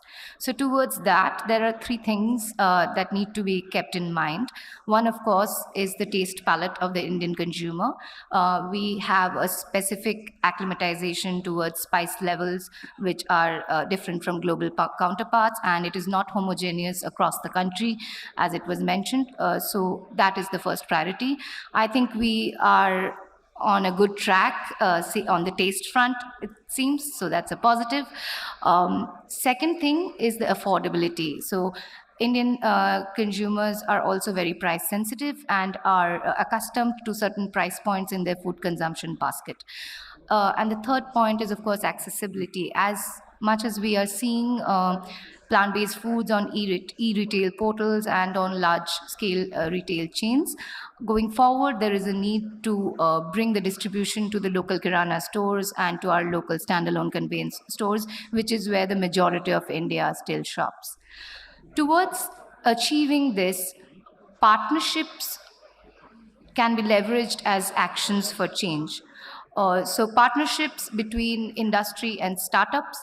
Globally, there has been a lot of cases. For example, the partnership between Imagine and I think it was Burger King, who launched their Impossible Whopper, which saw 40% increase in sales. So these sort of partnerships allow for an instant increase in market access for smaller emerging companies that would otherwise take a longer time. B2B partnerships are also being seen, where many plant-based products are made using third-party protein structure mixed with the company's spices. That also is helping in cost optimization. And thirdly, of course, partnerships towards research for developing equipments and machinery for optimizing the cost of production. The cost of production for ready-to-eat meals in general in India is high because we're dependent upon importing machinery. And these machinery and equipment need to be further customized because Indian products, especially gravy-based products, require a specific set of equipments, which is again a cost-intensive process. So partnerships towards Make in India equipment that would help lower the cost of production would be the third point. So briefly, I think all other points have been very well covered. Thank you. Thank you very much. And from APEDA point of view, I just want to apprise some things more in addition to whatever has been spoken by all the panelists and other participants in the past. In the recent past, APEDA has constituted a committee for formulation of the standards on the vegan products, and APEDA is also formulating a export promotion plan for the vegan products. We have constituted a committee for that also. Recently, we have to promote the agriculture exports. So in the agriculture export basket, the vegan products or the plant-based products has to play major role because it is an upcoming stream in the international market, and there are some data are available even in the USA. More than 500% consumers have shifted their food diet from the non-veg food to the vegetarian food, and APEDA is in touch with the USA, Canada, China, and European countries through embassy for getting their standards and the quality regimes, parameters, and everything. So we are in that process, and I request all the industry people, they have to develop more products as per the demand of the importing countries, as per the taste profile of the importing countries, and we have to develop the certification system and to develop a system to ensure the integrity and the authenticity of the vegan products or the plant-based products. So I request the industry to develop the products where they use the herbal and medicine plants and inform the fortification and the enrichment. So various health disorders and the ailments for presently are being treated through the medicines. So in place of the medicines, you may use these fortified foods for the treating the ailments or the disorders. So shortly, APEDA will organize a meeting with all the manufacturers to work out the future strategy for the export promotion of the plant-based products. And thank you very much. And I request all the viewers, if they have some questions, they can ask. You are welcome for the question. Thank you very much. So if there is no question, then we can sum up the first panel. So in case there are no questions, we close the session. So thank you to all our panelists, thanking them. If you can have a big hand for them, thanking their views, perspective, guiding us. Thank you. We'll close with a group photograph, and thank you also to all of you for your participation. Hope we have been able to give you a good exposure into the world of the plant-based foods. And further towards it, we have again the testing zone, which is a tasting zone, which is going to be now once again open. Inviting you also to please join us for lunch. And post that, we'll have the B2B meetings. You can network, you can gauge more further from our experts who are going to be around, the industry leaders and the other experts. It's going to be, the B2B is going to be in the other hall. This again is going to be splitting. So please carry your belongings along with you. It's going to be more towards the lunch area. Thank you. Ladies and gentlemen, for the convenience of all, we are going to be having B2B this side and the lunch the other side. So this is going to be getting partitioned, this hall. You're requested to kindly first have your lunch and then post-lunch the B2B sessions. Thank you again.